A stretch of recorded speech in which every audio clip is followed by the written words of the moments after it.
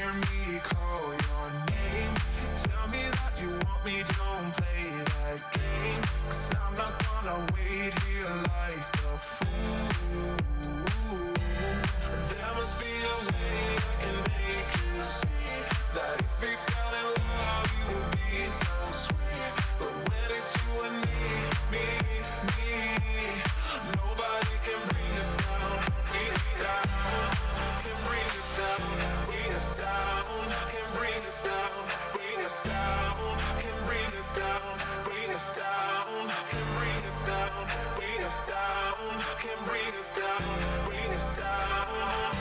But I don't wanna know if you love me back, baby, back. 'Cause I don't wanna know if you love me back,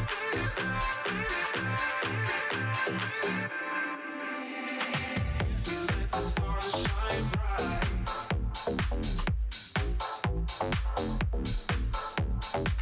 We let the stars shine bright. We let the stars shine. We let the stars shine bright.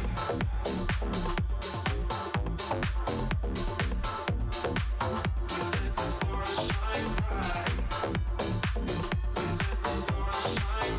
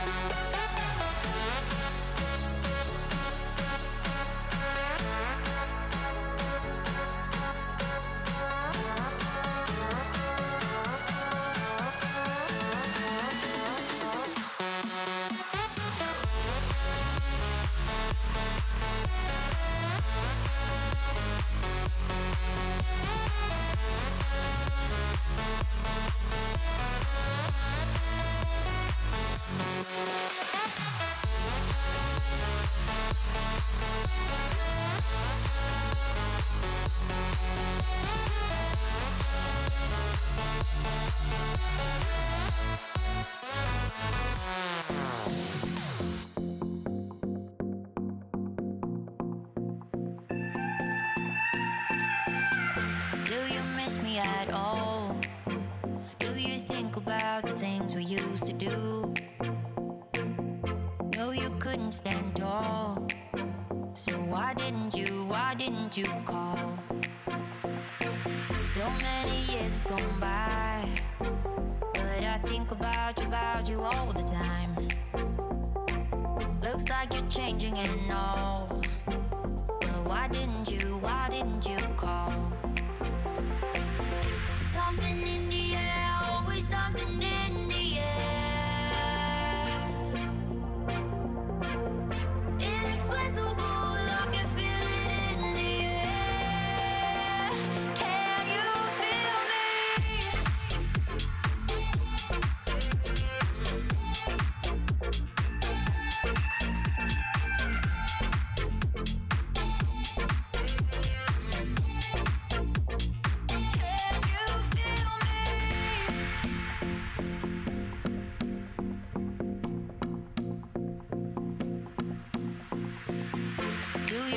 me at all?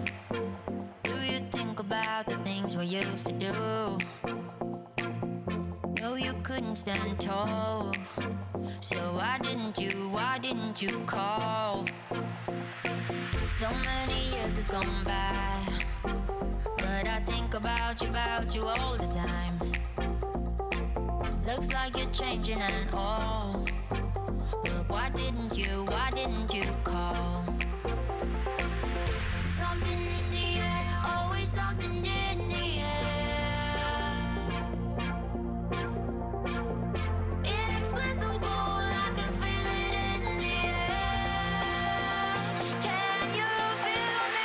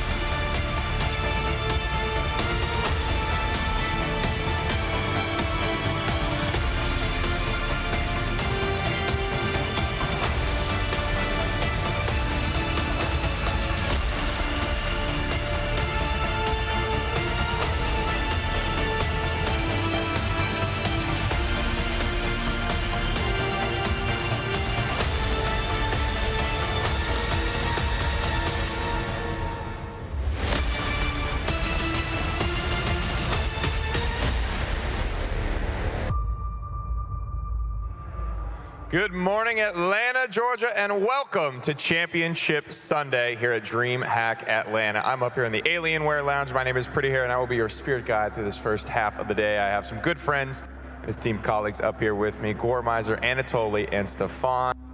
How you doing today? You excited? Yeah, I definitely am excited. I mean, based off of how my throat was feeling yesterday after all those finals, yeah, I'm feeling pretty good for sure. Left it all out on the field, I'm sure. Anatoly, we got a whole lot of hype coming for this Smite finals today. Oh yeah, we definitely saw a lot of action yesterday with a reverse sweep coming through from SK Gaming in Phase 1, Phase 2, 26 weeks of competition just to get here on Championship Sunday. Oh guys, we're gonna take a quick look here at the schedule for Championship Sunday. Of course, we're kicking everything off with our NACE finals. This is Collegiate Smite, folks. We have Georgia State University up here against Arizona State University. That's a lot of fun. These guys are super hyped to be up here. It's fun to give those guys like a little taste of that, you know, World Championship experience. Of course, after that, we will have the Paladins Worlds Finals, Pittsburgh Knights up against Ninjas in Pajamas. Don't want to miss that one. That's coming up right after the NACE finals. Then, of course, we do have the Smite finals. So Smite is going to be a hard start at 3:15. Whether that's right after the Paladins World Championship finals or not, we'll have to see. But that is when that's scheduled to hard start, so you know exactly when to be parked in front of your computer, wherever you want to be watching in the world. We're happy to have you here. Let's jump into that Smite bracket, though, and talk a little bit about what we've got going on, Anatoly. Championship Sunday here. Rival had a clean journey thus far, beating out Sanguine on day number 1, beating out Dignitas in a surprising 3-0 sweep, and to now face off against SK Gaming that also had a very interesting journey, dethroning Splice, the defending champions, even though they only had 2 out of 5 of the members from last year, and then to find that reverse sweep yesterday against Renegades, the favorite team that also went undefeated during MSI. Exactly, man. I think that's one of the big questions I have for you is, SK were pushed to the absolute limit last night, whereas Rival, they just coasted through. Anatoly, what can you glean from Rival's journey? I mean, what are SK's keys to victory over that squad? Rival come out hard and dirty early on in the game, so I think SK Gaming needs to prepare for some shenanigans from PBM and just survive that early game, and then also worry about the late game threat from Captain Twig, playing a lot of Habwa, playing some Athena Guardian jungle. It's hard to really predict where that jungler is going to go, but I think if SK Gaming was able to withstand the onslaught from Renegades yesterday, they might be able to hold out on Rival today. Exactly, man. Nothing else SK have shown us that they have incredible resolve. There's just nothing that can break, nothing that can. And that is at 3:15 p.m. Make sure you are parked and ready in front of your computer for that one. We do have, of course, the Paladins World Championship as well coming up just before that.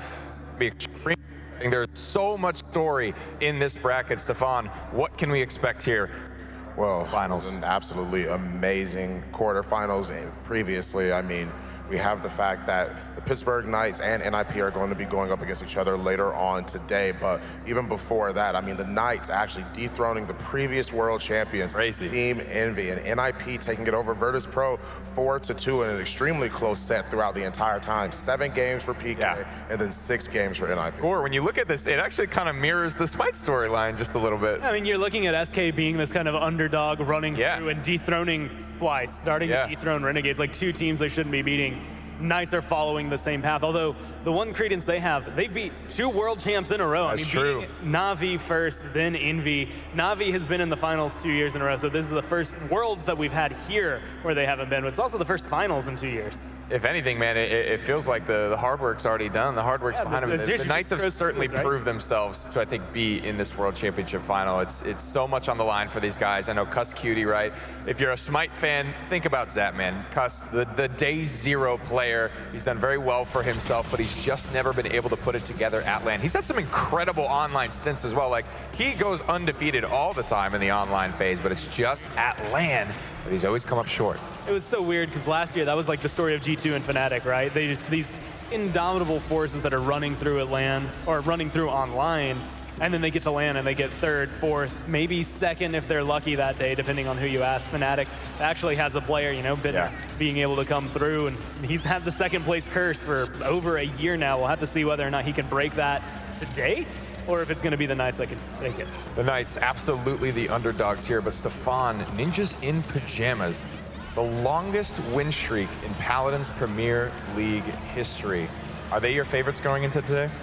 Well, that's a hard question because I'm always a fan of the underdog for sure. I mean, Pittsburgh Knights, I mean, you got to give credit where credit is due. Gore was saying, I mean, they've dethroned 2 previous world champions already. But Ninjas in Pajamas, it's their return to form. For a while during the split, they were sort of struggling. Absolutely. Trying to find their way, their wins from being at the top, then eventually being dethroned as the first seed by Not As Sincere.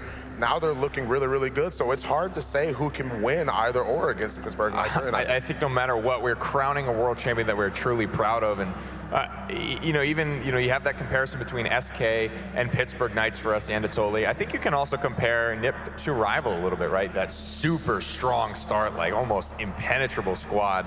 Kind of falter a little bit, but ultimately they're a really, really solid team, and I think they're one we're looking for to maybe win that world championship. There's so much storyline behind even those guys, right? You look at somebody like Diggy Dog, like Tenor, like Alex, who's never even really qualified for a big event like this. Now he's sitting on the grand final stage on Sunday. It's still, I kept saying this yesterday, and it's not going to stop blowing my mind. Alex, probably one of the best kind of return stories, or maybe redemption stories for a player, outside of maybe Simsalou on the other side for the Knights. Yeah. There's a lot that can go into this, but Alex, like you said, a year ago, playing on Mouse, not only was the team regarded as just widely unsuccessful, but the players on it, kind of everyone glanced over when it came down to it. But Alex was that one pickup where everyone's like, really? You sure that guy? Yeah. And he has shown up more than anyone, I think, on NIP this year, just to be so ridiculously good, making so many plays. Quick clip there from Diggy Dog as well. The first import, before the Paladins became the LAN League and everybody was here, he moved from Australia to Sweden to start competing at that next level. So, of course, coming from Kanga Esports, a little bit near and dear to my heart. But first up, guys, we cannot forget about that NACE finals. Georgia State versus Arizona State. Gormizer, what can we expect from these two Titans today? Well, this is one of the most interesting matchups I think we've been able to see. I mean, you have Arizona State, who have kind of been consistently top, but they haven't been able to beat Georgia. That's been an open bracket. They've gotten 3rd, 4th, and 2nd. They've fought Georgia State before, but they weren't able to top them in there. I have to say, it fills me with such great pride that Georgia kicks ass at college Smite. I love it. They just do it well wherever they go. They haven't lost a game. Not just a set, but they haven't lost a game when it comes down to this. So they're coming in as the favored. They're your first seed. Sure. They have been doing a ton of work for this. And again, the last time these two met, they were able to win it. Yeah. We'll have to see if Arizona can change that today. You know, we were chit-chatting a little bit with J. Mac Tucker on the way in this morning, and he was saying, you know, if you asked him that question 2 weeks ago, it's a surefire thing that Georgia State dominate this matchup. But there's a little bit kind of, of uncertainty, I think, in the air now. He's saying Arizona's starting to pick it up. I'm watching some of their more recent games, and they look like a serious contender, somebody Georgia State has to be worried about. And I think that's one of the things that you can kind of see. Again, there was a 4th in the middle, but it was by forfeit, and then a 2nd. Like, they just continued to improve during an open bracket phase. And when you have that kind of level of play, that's the air you need about you for an upset, right? That's exactly what you need coming into a championship to be able to say, okay, we are going to eliminate you right here, right now. All right, folks, guys, we've got the NACE finals coming at you next. Don't go anywhere. We'll be right back after this short break. Our team had one mission: create a free-to-play multiplayer shooter.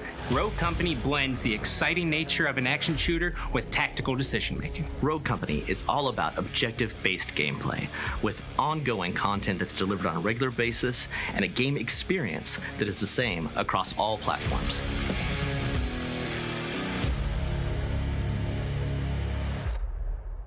First Watch Studios is a band of developers from Hi-Res Studios and industry vets.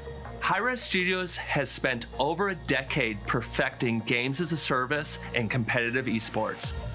For the development team, a core shooter is one that focuses on the gunplay experience. It means that although there are abilities and lots of different ways to augment the gameplay, at the end of the day, your skill with shooting the weapons, with knowing the right weapons to use in the right situation, is still the dominant factor in whether you win an encounter or lose. What Gandhi brings to the table is he's not just a phenomenal designer. In fact, he's a world champion Halo player. The tactical elements of Rogue Company start with the fact that it's round-based, one life. So every decision you make is meaningful. The action elements come from everything else. Whether it's shooting a grenade launcher, throwing a melee weapon, all of these elements create throwing moments. Objective-based gameplay was a core pillar for Rogue Company because what we really wanted to emphasize was strategy, teamwork, and at the end of the day, meaningful decisions. The meta supports a bunch of different play styles, and it really comes down to what's the best fit for your team. We wanted to say all metas can work, and the decision is on the player. With Rogue Company, we're taking on the challenge of creating our own IP and our own property. And one of the things when we started the project that we wanted to make sure we did was find really strong world-class talent. The world of Rogue Company is set roughly 9 years in the future. We have a motley crew of very fiercely individualistic people from all walks of life. It is its own entity, separate from any government, but many governmental organizations do turn to it for help.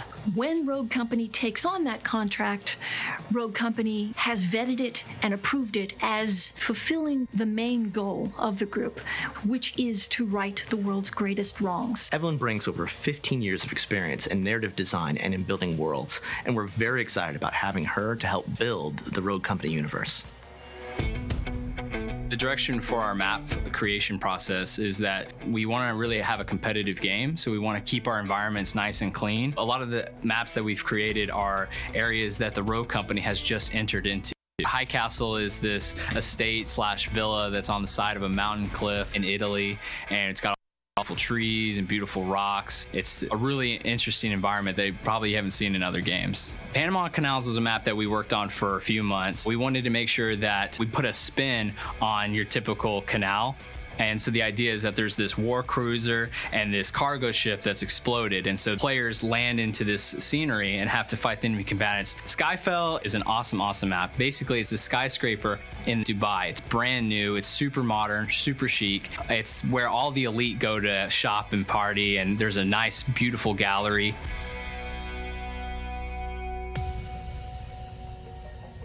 So the art direction of Rogue Company is something that's not your typical military shooter.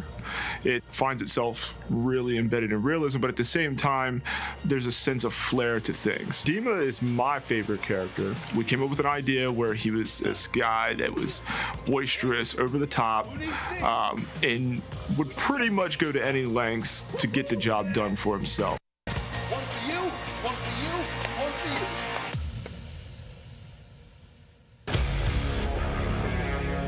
Rogue Company has all of the usual suspects of weapons and equipment: sniper rifles, shotguns, pistols. But in addition to that, our eclectic band of mercenaries allows us to make some weapons that are a bit more non-traditional. After years of making Rogue Company, we are so excited to share our labor of love with the gaming community. Rogue Company is coming to all platforms in 2020.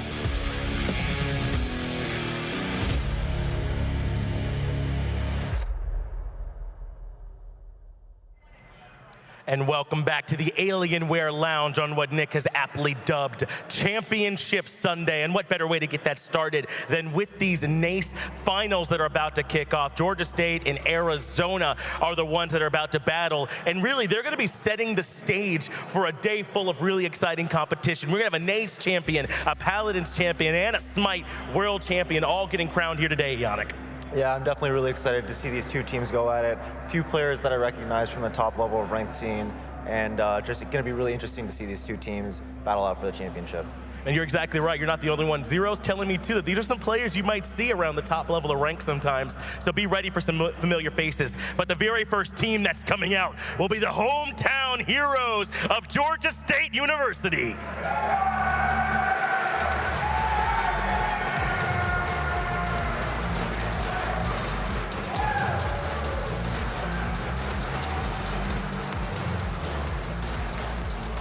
No pressure on the boys. That's my old stomping ground myself, so let's hope they represent. But not going to be easy for them. Across the way are the challengers, Arizona State University.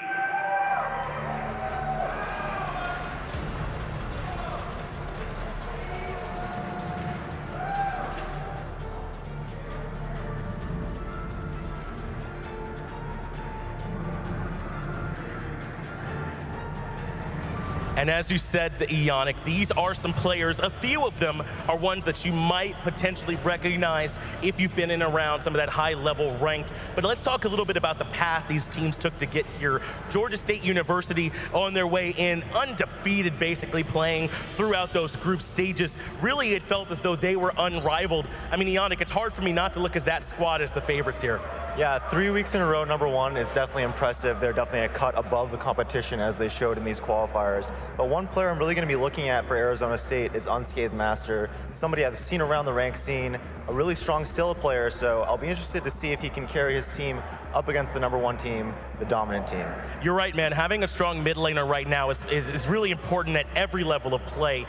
We've seen in the SPL, the SML, on console, everywhere. You need to be able to rely on that core. Now, the hope for Unscathed Monster is that there's more in the bank besides the Scylla, because I trust that Georgia State know that that's what he's comfortable in. They'll try and take it from him, but hopefully he's got a little bit more in the chamber for him. Yeah, one thing of note is that the Scylla and the other picks that I think Unscathed Master is comfortable on are not the typical hunters that we've seen throughout this World Championship. Right. The pressure that we've seen, we'll see if that comes into play and if that pressure turns out to be as important as we've seen it is at these World Championships. And for the most part, expect these two teams to pretty closely mirror what we see at the SPL level. A lot of the same things are still going to be coming out. But Georgia State, I've had a chance to watch these guys play, man. I was at one of their Panther lands as well. Not all 5 members of them were there that we have here on the stage right now, but I have seen some of these players. And this is a confident bunch of players, is the way that I will put it. When they get ahead, when they get a lead, they're going to let you know, not afraid to emote, not afraid to have a little bit of fun, but they always make sure that winning is the thing that comes first. So I expect this team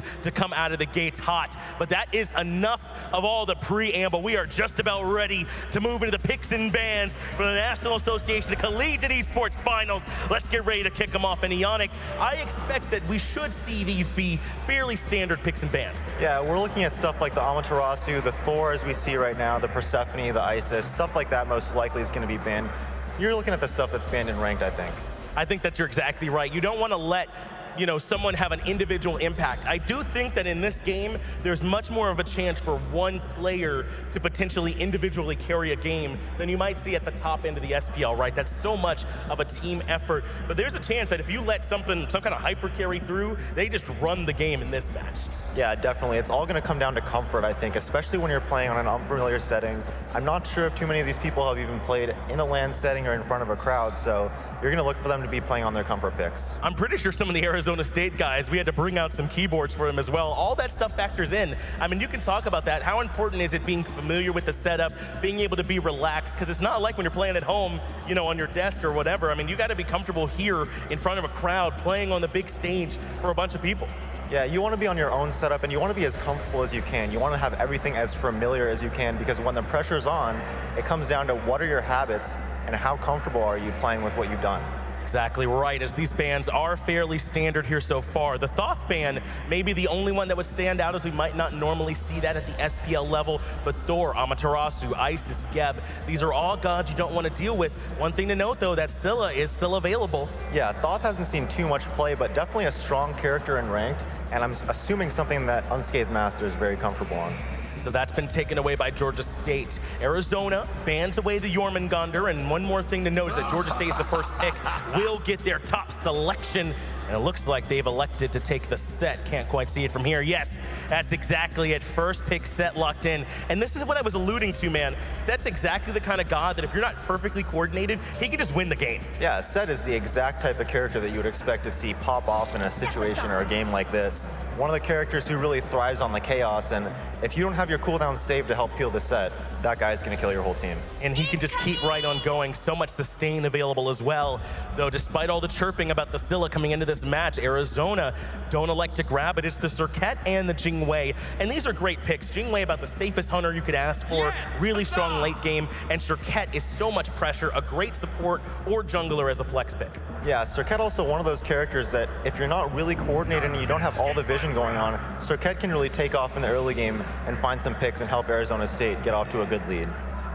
Georgia State gonna follow up the set with the Achilles and the Poseidon. And I am seeing an early trend here so far. Everything that they have picked is capable of bringing the pain. They might be looking to run this one down with the Achilles execute, waterfall effect, Poseidon for the control with the whirlpool and all the damage, and the set there with all the damage you could need to follow it up. As Arizona adds in the Robin, this makes me think that this Cirquet must be going to the support role instead here for Arizona. That must be going to Vanit. Yeah, interesting here to see a little bit of back and forth counterpicking. Cirquet, very good into the set, I think, but Poseidon also gets a free Kraken whenever the Cirquet is ulting someone. And then Arizona State responding with yet another counterpick. Robin really great into the Poseidon with 2 ways to avoid that Kraken. Okay, Arizona removing the Athena at this point, Ionic, so trying to limit some control for GSU, and I actually think this is pretty heads up. I would say that GSU are very control light. Poseidon Whirlpool, the best tool they have at their disposal right now, so I wouldn't mind seeing another heavy control ban from Arizona here. Yeah, if you have the set, you always want to look for somebody that has a lot of control, maybe an Athena, an Erlang Shen, something like that, especially with a Poseidon, you can get a nice taunt into the Kraken. Looks like the Xing Chen's been taken as well. Yet another bit of a shot from Arizona towards that god pool of basically, and this is a person that you might have recognized, very vocal online, so he has a chance, I think, here today to come in and show us that he can back that up with some of his gameplay, especially when there potentially are a couple of shots at his god pool with that Athena and the Xing Chen taken away. Meanwhile, Georgia State ban away the Kukulkan. They're trying to limit some of these mages. Yeah, it looks like Arizona State still hasn't picked up their mage. We've heard a lot of talk about the Scylla. I'm curious if he's going to actually go towards that, because it doesn't seem as though these two teams are valuing the Scylla as much as we might have seen. You're right. I really expected with all the talk that it would be something prioritized. I mean, even up until this point, Persephone had not been picked or banned. It finally does get banned here by Georgia State, not letting Arizona grab that one late into the draft. But at this point, we have our chance to see, no, it's the King Arthur coming out. They are going to be saving this pick for Unscathed Master, going to let him take a look at the entire draft before he makes his pick. Yeah, I'm surprised to see the King Arthur come out here. Poseidon actually one of the picks that you really like to play into the King Arthur. Yeah. Stops a lot of what he wants to do, so surprised to see the King Arthur come out here. I think I would have preferred to see an Osiris, but as I said at the beginning, it all comes down to comfort, and if Arthur's what you're comfortable playing, you should play him. Well, it looks like these will be the picks for basically an avant-garde here at this point on the side of Georgia State. The jungler and the support. Ganesh locked in, Unbots hovered, Unbots locked in. So Georgia State now has their draft. That's exactly what we were looking for, the control. Control, yeah, from the Ganesh. Does he do enough of that for you with the silence, with the knock-up and the stun? That's all enough here for you? Yeah, it's enough, especially along with the Hunbat's probably the best control you can get out of the jungle, and Hunbat's a nice combo with the Ganesh as well. If you heard the crowd pop off just now, it's because Unscathed Master locked in the Scylla as the final pick here for Arizona. And it's all that we've been hearing. You know, J-Mac, you're about to hear from him. He's our resident expert here with NACE. He's telling us that this is this guy's signature pick, man, that he runs games on this Scylla. And he gets the 10th pit locking in. I mean, Georgia State clearly confident to not take this away from him. Yeah, to me, I'm really going to be looking at how well can Unscathed Master combo with this support Circuit with the setup, because Scylla's not the easiest character. I mean, you could be a Scylla main and be hitting those skill shots freehand, but in competitive play, it's really important to have that setup for you. You're right, it's a bit setup light. It's just basically the Circuit to try and set up for him. I mean, I know Robin has the root, some slows.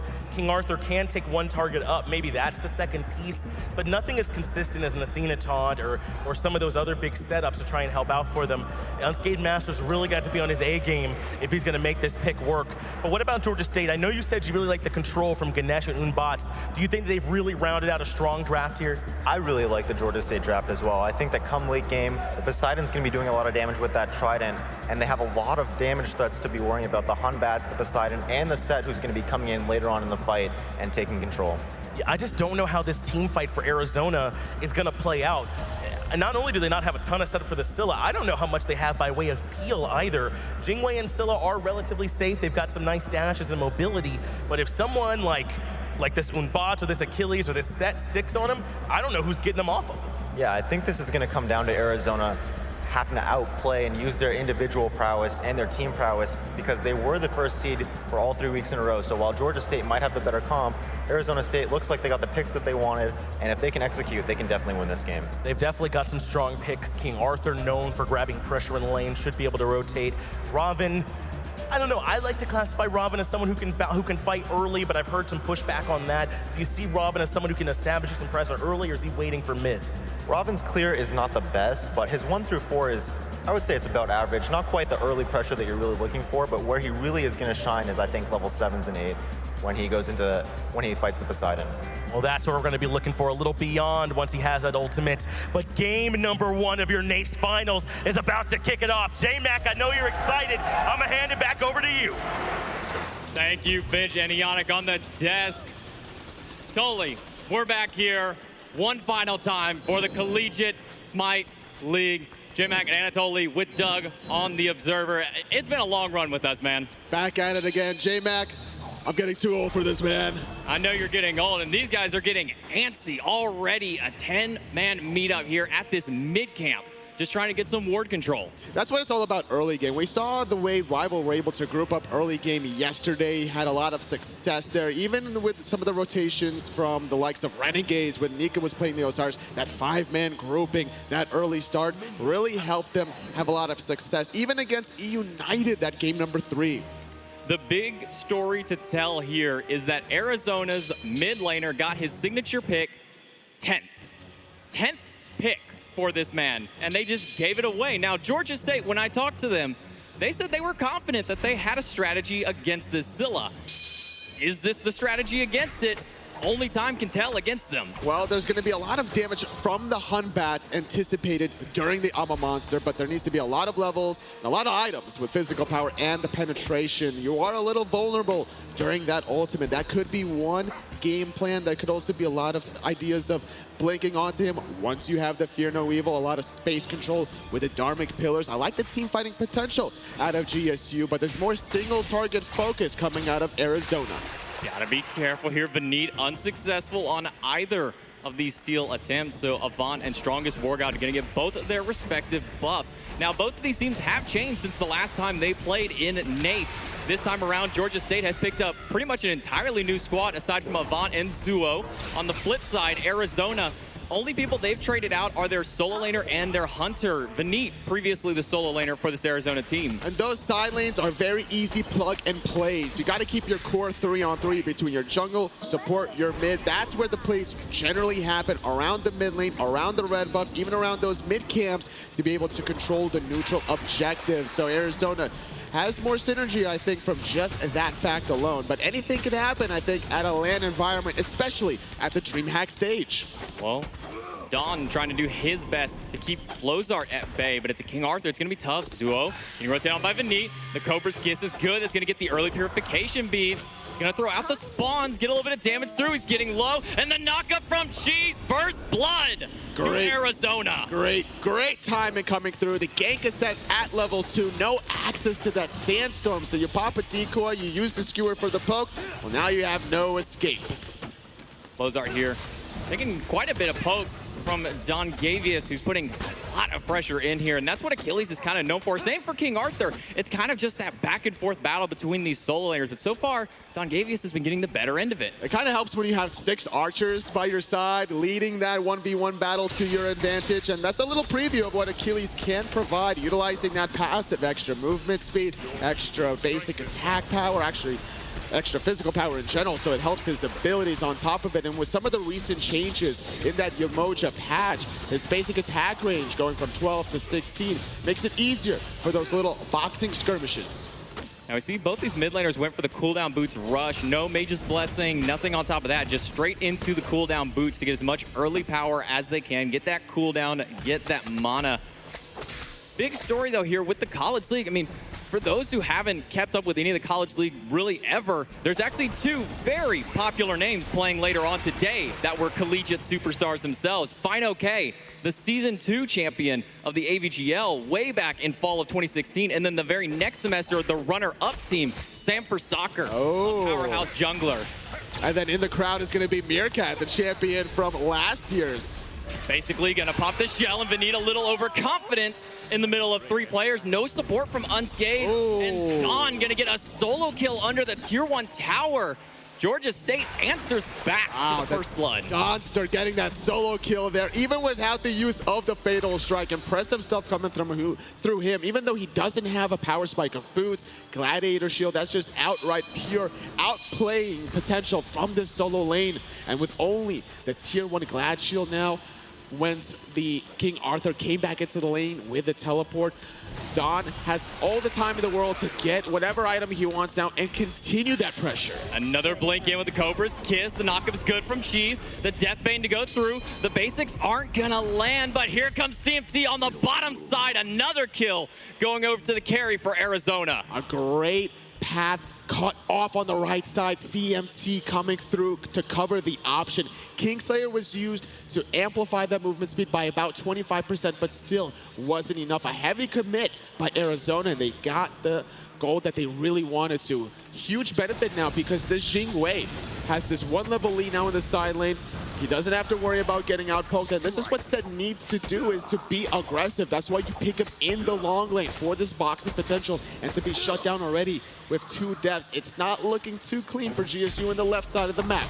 And that's the thing is with Unscathed, the big story of Arizona is Unscathed gets a Scylla, becomes the late game, but he's not able to do that alone. He has to get help from the sidelines to make sure that they can keep on bay or ahead, so that way they can get themselves to that 30-35 minute late game. And Cheese has been showing up in these last few games that they've been taking part in to really step up for this team. As good as Cheese has been playing on the left side, on the right side, Flowzart needs to kind of mitigate the bleeding coming through, and with the Gladiator Shield should be fine. The crush is out, the Kraken not quite on the mark, but Zuo's able to find Unscathed in the mix of it. Mid laner falls for Arizona, and that's the 3rd kill on the board for Georgia State. Great pressure in the mid lane, really punishing this out of position Scylla there. Not even able to use that ultimate for the CC immunity, for the 35% extra movement speed. Gotta be a little quicker on the reaction timing if you're a Scylla. This is just a rough lane for Flowzart. No matter how much poke he puts into Dawn, he's just healing it all back with that Glad Shield, with those Achilles abilities, just able to keep consistent poke and keep himself tapped off on health. And so far, it's still looking good on the side of the Donster, being able to continue this pressure without too much mana on the side of Flowzart that relies on it a little heavier. If you're just trading out basic attacks, Achilles wins that every given day of the week. So look for more solo potential in a few minutes' time. Unscathed, level 6. Only has that lost artifact. Both these mid laners likely going for that very early Doom Orb, as we can see that Strongest War God's already at that 2nd of it, the Cursed Orb for him. You give him a lot of power. We've seen sometimes that people even skip going the Doom Orb. Curious to see if they'll make it through here. Phenar Evil on to 2. That's going to get the beads out of CMT. But that's going to be the end of the engagement. And that's all they really needed. So if you get the 1 defensive relic, you have that 160 timer. Great ultimate, but it's not enough. I'm a monster and crush hit, but it's just not enough to burn through the shell. CMT's going to find basically caught out in the middle. Kraken's going to slam onto Vinny, do a good bit of poke, but not enough. The Sikkim from the back, and the crush Unscathed going to find his first kill of the game. Strongest War God can only be a spectator as he now goes back to the grave. Dawn up against Flowzart. Maybe a little bit of revenge here, but not enough mana to find the lethal play on the right. A great overall play from Arizona in that mid lane. Big damage out of Dawn. He's got him into the XP threshold, but he falls out of it just at the end. And the quick little juke boots out of there by Flowzart will make sure he gets away from the execute. Yeah, even if that did connect, he just narrowly avoided that threshold. Taking was the health chalice, able to top himself off there. You got to use everything at your disposal. Not just the health potion, but even your abilities to proc that 2.5% healing from the Glad Shield. A little overzealous by Flowzart. The one more wave syndrome. Taking a lot of lives. Not just on stage, but overall. We've seen it one too many times kind of bite back. None more than Zadman, even yesterday playing on the Jing Wei, not wanting to get denied too much. I think it was the Morrigan game up against Renegades where he was being bullied throughout the whole laning phase, but you got to pick your spots. You can't kind of hashtag one more wave when it's in the middle of the lane, when you don't have vision, when you don't know where the jungler is at. But when the wave is at your tower line, you're hiding behind your own blue buff or the purple buff, and you know exactly where the jungler is, it's a very small risk for a very high reward. Look at the early wards placed here by Georgia State. 6 already on basically running this Ganesh. And we don't see this Ganesh very often. It's a very niche style pick. But hold that thought as CMT makes a rotation to secure the blue buff. Overhead kick will make sure CMT gets out. and the Beyblade out of Flozart's King Arthur will get him back to the safety of his tower. It looks like a potential invade, but there's nothing there for them. Yeah, the 2-on-2 heavily favoring out Georgia State there simply because of that Fear No Evil threat. It wasn't even activated, and we already see CMT having to disengage under his own Tier 2 tower. Flozart. Not sure if he got the totem. I think that may have been Don who got the Totem of Ku onto that one. But notice all the ward vision on that left side. The Fear No Evil in the middle. Not going to find anything. The blinking from Vanit and a good jump from Avant will make sure he gets out. But the Dharmic Pillars drop down, basically caught in the middle. I'm a monster. Kraken just off the mark, and Vanit will be able to jump back to the tower. A little bit of a sloppy engage on both ends. And Unscathed unable to grab anything with either the Iron Monster or that follow-up crush. Oh, the one good thing that Georgia State can lean their hat on is the fact that the Purification Beads is now down from Unscathed. The Scylla a little bit more vulnerable at the end of this, but it's important for Georgia State to pounce on this opportunity because the late game Scylla is a very dangerous threat. A little bit of a power difference between these Soul Lanterns now. Only boots 2 on the side of Flozart. He does have quite a few more abilities than the Achilles. The fun part of the King Arthur is he's never really gotten ability down. It's always just which one does he want to use next? Yeah, it's important to try to find these power spike plays. After that solo kill, Don is able to finish off the boots first. Extra power there, about 30 in total extra power for the basic attacks. Even amplified further from his passive there, and even more mobility if he does want to make that Tier 1 tower dive. You're gonna be sitting there for a long time, Vanita, if you're just waiting for something, but Don gets ganked on by Flozart and CMT, and with the help of the Mystic Rush, CMT is able to pick up Don. Big kill for Arizona to shut down this Achilles. Look at the ward vision control. Hold that thought, the left side.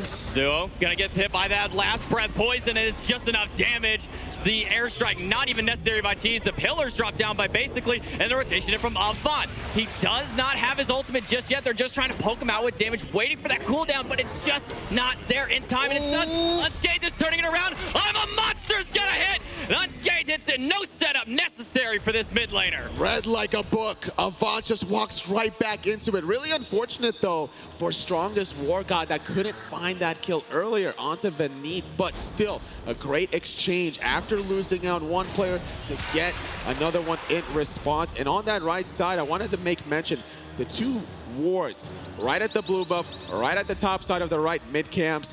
There was the positioning kind of underneath from CMT's rotation that caught off guard. Don didn't expect it underneath the Fire Giant. I mean, what do you expect? I mean, we had the wards popped up earlier, and only at 7 minutes in the game, basically already had 6 placed on there. He still has 6, but now there's a few more from Zuogod to try and give him as much protection. We saw Vanit sitting there for a solid 15-20 seconds waiting for something, but he gets caught out here just like basically does, and the Piranha Onslaught from CMT is enough damage to finish it off. These are the kind of traps that win championships because they open the door for other things such as the Gold Fury, not even 12 minutes in.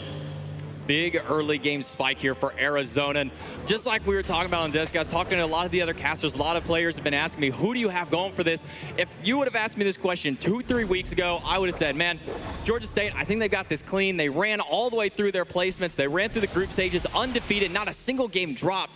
And Arizona looked like they were struggling, but after talking with the coach for Arizona, talking with these players, they've stepped up their game in these few weeks. It's been almost a month since these players have gone against each other the last time. And they're looking very comfortable on the biggest stage as well, which is totally different from when you're playing at home, playing at your campus, to come up here in a different environment, in a different state entirely from your comfort zone to be able to perform at this level against an undefeated team such as Georgia State. Impressive performance thus far from Arizona, but there's still a long way to go. This is a best of 3 set, and we always see the game 1 as your kind of standard picks, your standard bans, and then that's when we see the game 2 where we start seeing the set meta become a thing. Not Set the God, the actual set that you're playing here. That's where we see the transformation in game 2 and even into game 3 if it happens. Well, it's funny that you mentioned set because it was first picked by Georgia State University in the meta where the SPL teams haven't even picked or banned it in their matches so far, despite it having a lot of popularity since the release. So who knows what's going to happen in this best of 3 set, especially if Zuo can just pop off out of nowhere. Zuo's got to get something going for himself. Flozart's getting heavily poked out here by Don. Benit's making rotation, but spotted out on that ward. Another big, crucial ward up there for Georgia is keeping this solo laner alive. Yeah, just trying to find any sort of advantages. With potential invades, you got to make sure that you don't hug the tower line for too long. Oh, Unscathed, got to pop those purification beads in the Kraken. Is going to be enough damage on the back end of it. Strongest War God will finally get the pick they need, and the Whirlpool under makes sure that Benit has a hard time of doing anything to them. He'll get back to the tower, but CMT is not going to be as lucky. Rotation in from Zugod on this set, finally getting another kill for himself on the board. Georgia State desperately needed that rotation to get back on the board for relevancy. After losing that objective previously, Georgia State has a little bit of a hill to climb, and with the rotations from your set, carrying this long lane helps a bunch when all the team fighting ultimates are already on cooldown. War God will get his red buff, and speaking of these players, I mean, for some of these players, this is their first major competitive experience in these collegiate events, these collegiate lands, whether they make it to here or not, if they get knocked out in the placement stage. For some, it's their beginnings. Final Case, Sanford Soccer, they had their roots, but there have been so many other names. We saw Meerkat last year.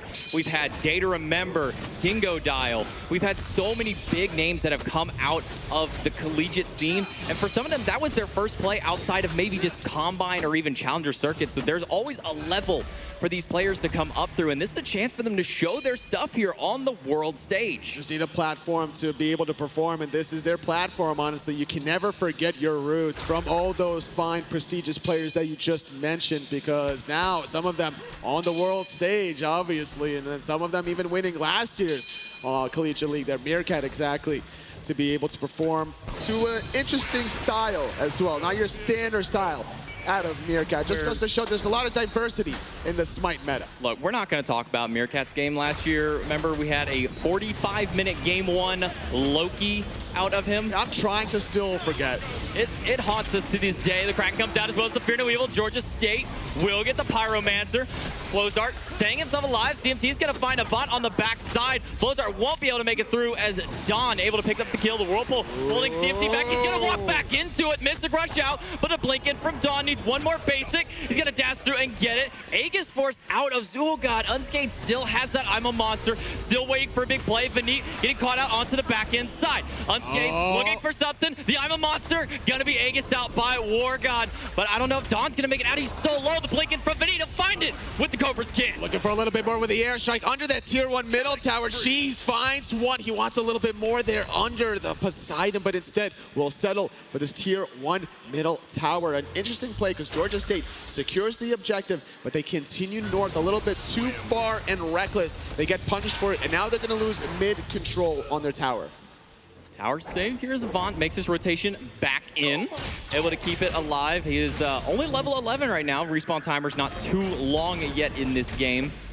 And the Oracle Heartbeat control for the Oni Fury that will be set to spawn here in just a few seconds. We know Arizona's going to want to set up for that one, try and get some extra pressure in these lanes, maybe try and force something to get themselves that extra bit of a lead. Yeah, the single target focus from Arizona has kind of translated in this mid game, I want to say. It hasn't been too easy for this Poseidon to find the right targets, but instead it's Arizona pulling the trigger. Frenzy popped. Nothing much to come of it. On the bottom side, Strongest is trying to go through. The purification beads have been forced out. The Kraken dropped, and it's doing a ton of damage to CMT. Strongest is going to trade that one out. I'm a Monster. Not going to be enough for Unscathed. Strongest made his way out. How did he survive that one? But looking for a little bit more revenge now is Benit. Looking for the last breath. Catching out Zuo. Got no healing for him.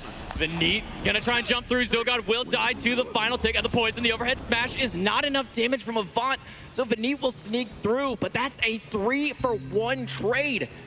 And no Oni Fury drop. See, when you're starting a fight with a Robin and you don't have Mystic Rush available up against the Kraken, you're just asking for a bad time, and that's kind of what happened. He mistimed his overhead kick, he got chain CC'd, and without your front line, now your back line is exposed a little bit. Cheese, that had a great team fight earlier that made that tier 1 middle tower dive, couldn't repeat that same performance without the Robin being the buffer for damage. And the Robin even started with Purification Beads first and then opted into Blink. Honestly, while Blink is the best relic to get in, get right on top of this mage. When you're going against the Poseidon, even with all of this, with all the CC provided in Aegis, wouldn't hurt, honestly. I definitely agree with you, but it's all about risk versus reward. Who's going to engage from Arizona State? Somebody has to bite that bullet. It looks like everyone from Arizona wants to engage. The front line at the very least. You got Cirquet, King Arthur, and Robin all with Blink. Half health already on Strongest just from Venit's Cobra's Kiss Deathbane combination. A lot of damage from this Cirquet. People forget about how much just base damage comes through, and then her passive to boot, getting that extra % health damage. All true damage coming through from the last breath. That's why you don't necessarily need physical power, because the base damage is just high enough regardless of the scaling or not. Oni Fury at a quarter. The frenzy has been popped one more time. Arizona will get the gold, but a Fear No Evil into the back. Avant trying to chase down Unscathed. The Ama Monster popped through, and Venit is going to throw out the last breath onto Zuo. A quick disengage out of Arizona. Might be able to get them out. CMT miss a crush in, but the blink for Blink. He's got to make sure he gets back to the tower. I love the play there, just to disengage. They get the objective. They walk away cleanly. They might lose their tier 1 tower. If all of Georgia State can group up fast enough there, they will concede the 500 goals, so Arizona can respond in kind, maintain their lead ever so slightly. But to push the tier 2 tower, that's very frisky, but with the turn of fate from the Ganesh, that extra 8%, 2% per target, could be the difference maker. They're going to back off and look at Flozar. He never made that rotation through. He's still over in that solo lane. Level 18 on this King Arthur. Hasn't been much of a factor for the team just yet, and we need to see the rotations out of him. The last few games that we've seen King Arthur, he's been massive in these level 12, level 13 fights, but so far it's been quiet out of Flozar. Oh, he better make these rotations if you're going to have 30% cooldown reduction total to be able to have that kind of control with the slows, with the knockups, with the Excalibur's Wrath to take one individual member out of a team fight. It's important to try to find some sort of edge, but the fact that Arizona still got the objective without Flozard and survived is impressive. It has a lot of core values in their 4 members. And not just that, he got the tier 1 tower thanks to the help of the Oni minions on that rotation through. He was able to drop that, so he mitigates out the tier 1 for tier 1, so that puts him at the advantage for getting that Oni Fury now. They've gotten some value out of that, but he's gone for this very aggressive Blink second relic. We have to see those rotations to make that relic worth it. We need to see him get into these fights, and it looks like he's trying for something here against War God. Yeah, it's almost too many Blinks, I think, from Arizona State. There needs to be a little bit more team fighting relics there, at least defensively. We're seeing on the side of Georgia State basically picking up the shell.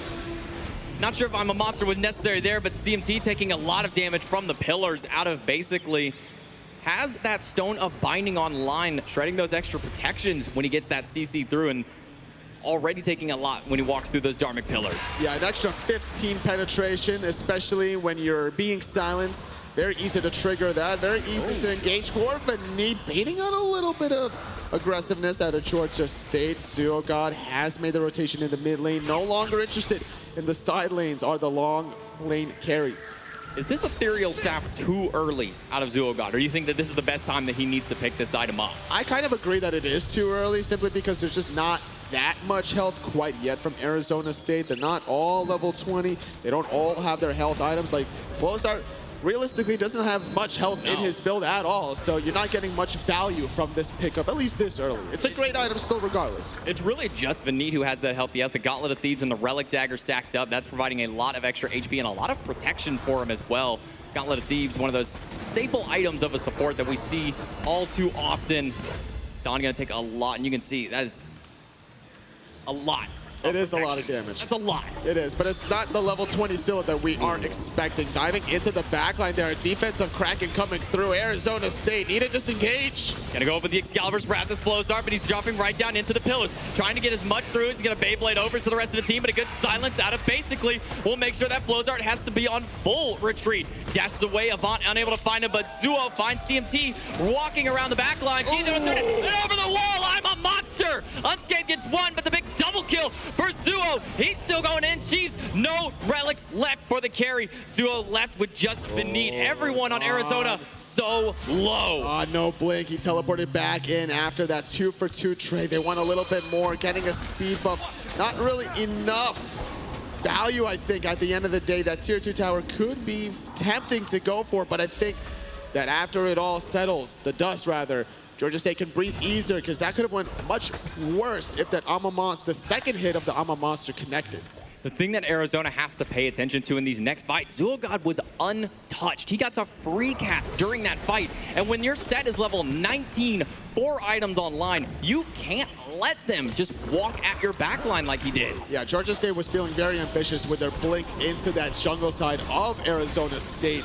Being able to use that Alma Monster a little too early, where not everyone was under that. You don't have to get a 3-4 player ultimate with the Alma Monster, or sorry, with the Fear No Evil, but it has to be kind of calculated to the point where, okay, I want to get the beats from this person or take advantage of somebody that doesn't have the purification beats, and it didn't seem like that was the case. It just felt like Georgia State wanted to force something out of nothing. And they really did get a little bit out of that. As we saw, they got a couple of picks of their own. 12-14 here. Only 24 minutes in. Only a 2,000 gold lead separates these teams. Essentially dead even. Vinit gonna go on to Avant. The crush is good in the last breath. Dot will be enough. Vinit able to pick up another kill for Arizona with that Circuit. The late game Scylla is starting to really show itself here. That was a great setup there. Vinit on the Circuit support has been all over the place at 4, 1, and 6. He's been a part of 66% of his team's kills, and that's kind of what you need, your front line, to enable the safety of your backline to get to the stage that they need. Vinit has been all over this map. Level 17 on the support. You don't typically see your support out farming your jungler. CMT a level behind. Vinit gonna get hit by the Whirlpool and stuck inside. Blink in from CMT. The big Kraken comes through, but neither of them are gonna take the damage from it. So both players from Arizona walking through. Strongest War God in the middle of all of it. He's gonna drop the Whirlpool. It's not enough damage to drop him just yet. Needs one more, and CMT will finally find it with the Piranha Onslaught. Between a rock and a hard place, but they still want a little bit more Arizona State, considering the dive through the wall. Unscathed makes it happen yet again. Another one where he doesn't need that setup, just reading his opposition time and time again. Again, before this weekend even came through, I asked Georgia State, what is your answer to the Scylla? Oh, we've got this. So far, I'm not sure they've got this answer just yet. The late game 4 minutes, the late game Arizona confirming the Fire Giant, finding an additional 2 kills, at least responding to strip away some Fire Giant. CMT Vinit not having that buff. It's been a back and forth game. It looked like Georgia State might would have taken or run away with it a little bit earlier, but so far Arizona and Unscathed have been able to keep this team at bay.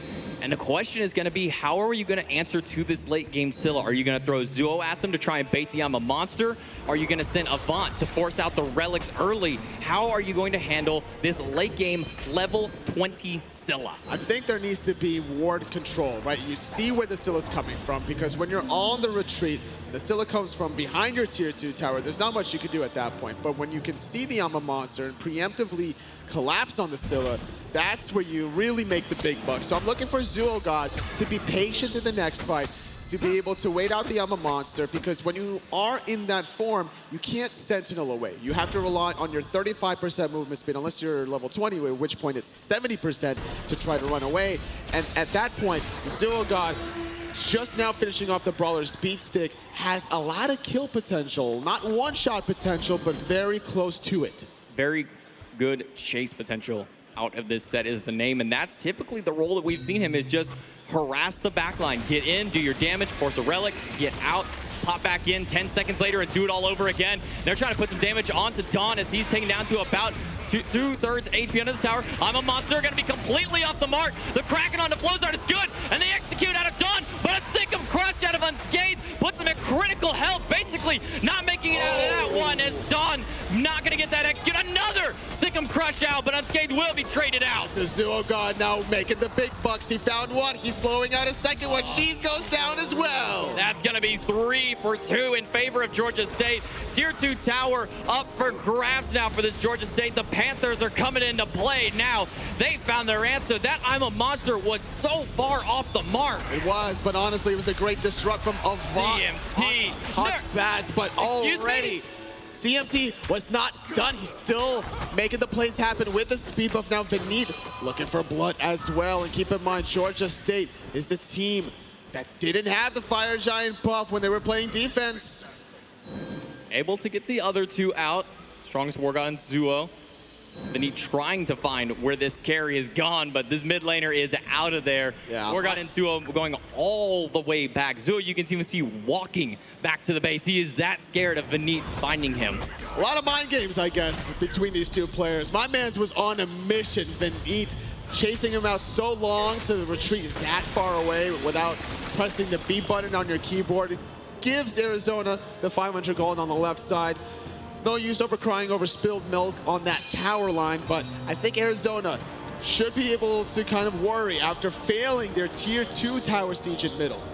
I think everybody forgot how much damage Mystic Rush does, especially now with a Heartseeker online for CMT, doing that percent health, but just giving him an immense amount of physical power to burst through these squishier gods. Even though it is, you know, a set, it's still a set. It doesn't matter if you're a carrier or a solo laner. It's going to do a lot of damage. Mystic Rush giving the protections as well. Dawn going to get caught out into the middle. The pillars are going to help catch out Veniit. The Kraken is going to be good, and they will be able to drop him down. Dawn getting the last hit onto Veniit. This is the one problem with Serket up against Poseidon. When you don't have Purification Beads, when you don't have the Mad Guy's Cloak, you are a sitting duck.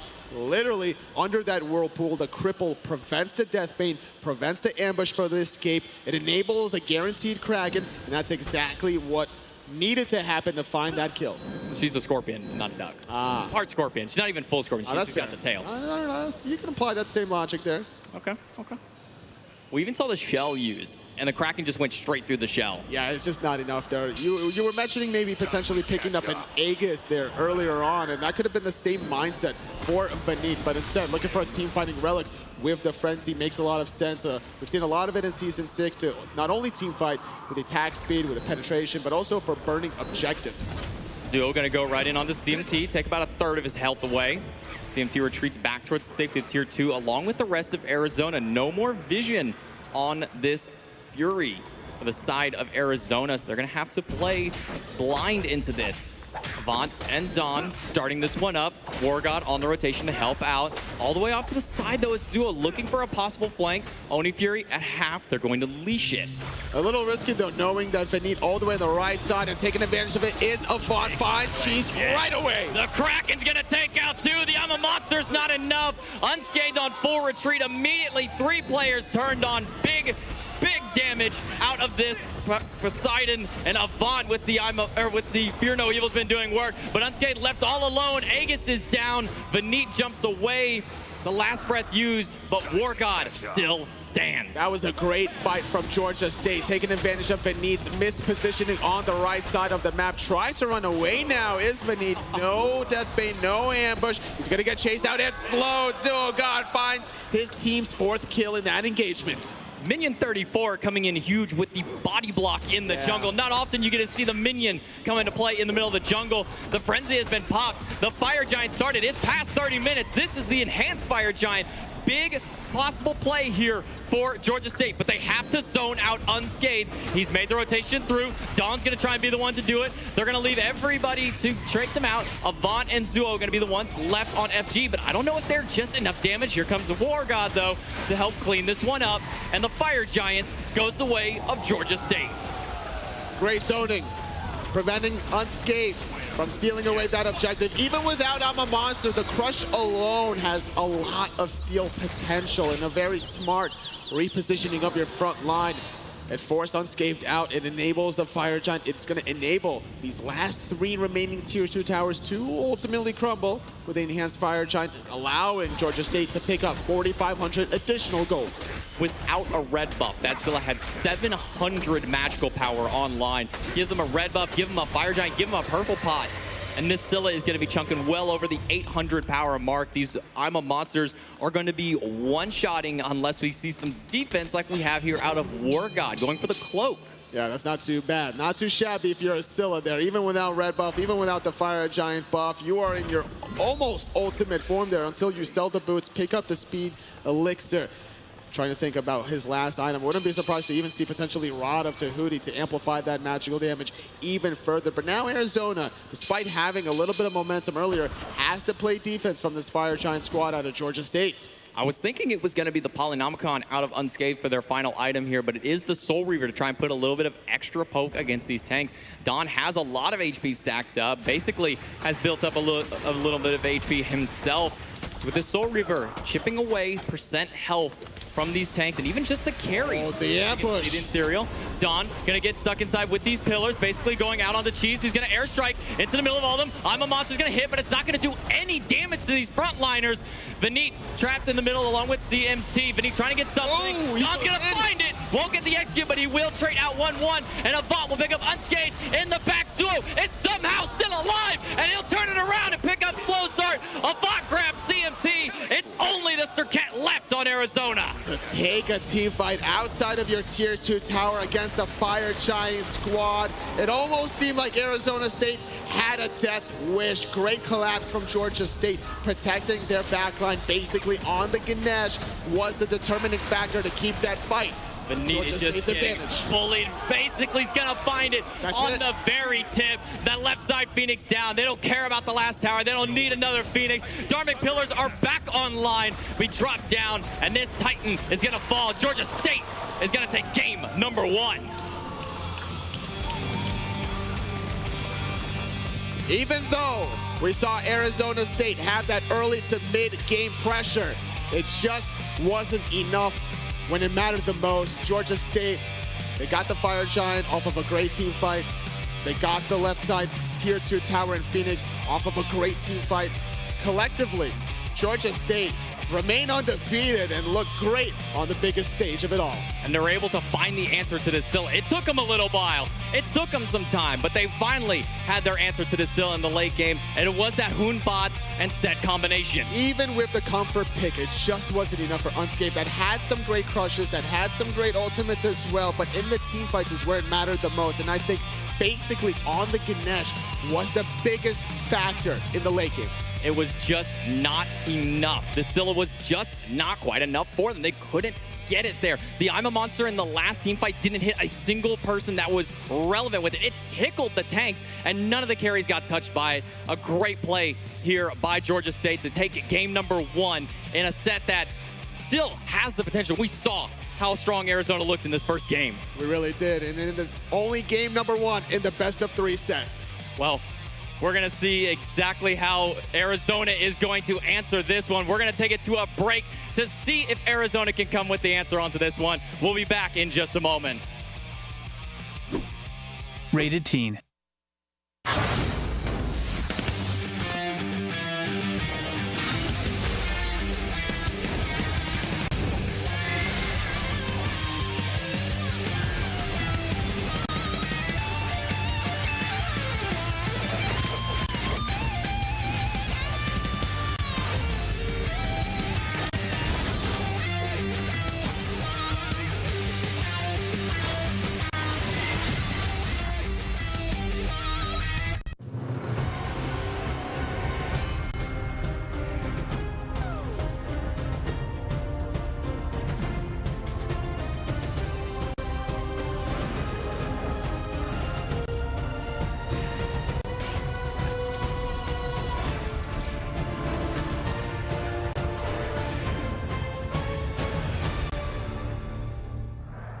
Welcome back to the Alienware Lounge, and you just saw it, ladies and gentlemen. Smite Blitz, one of the new offerings on the mobile platform. Pick that up on just about any device out there. Enjoy some of the gods in a whole new way. Make sure that you give that one a try. My name is Finn, still joined here in the Alienware Lounge by Ionic, and Georgia State come out here on top. But Ionic, it really didn't look easy for them. Arizona State had a really great mid-game, I would say, here this time. But the later this game went, the more that lack of control kind of reared its head with this draft.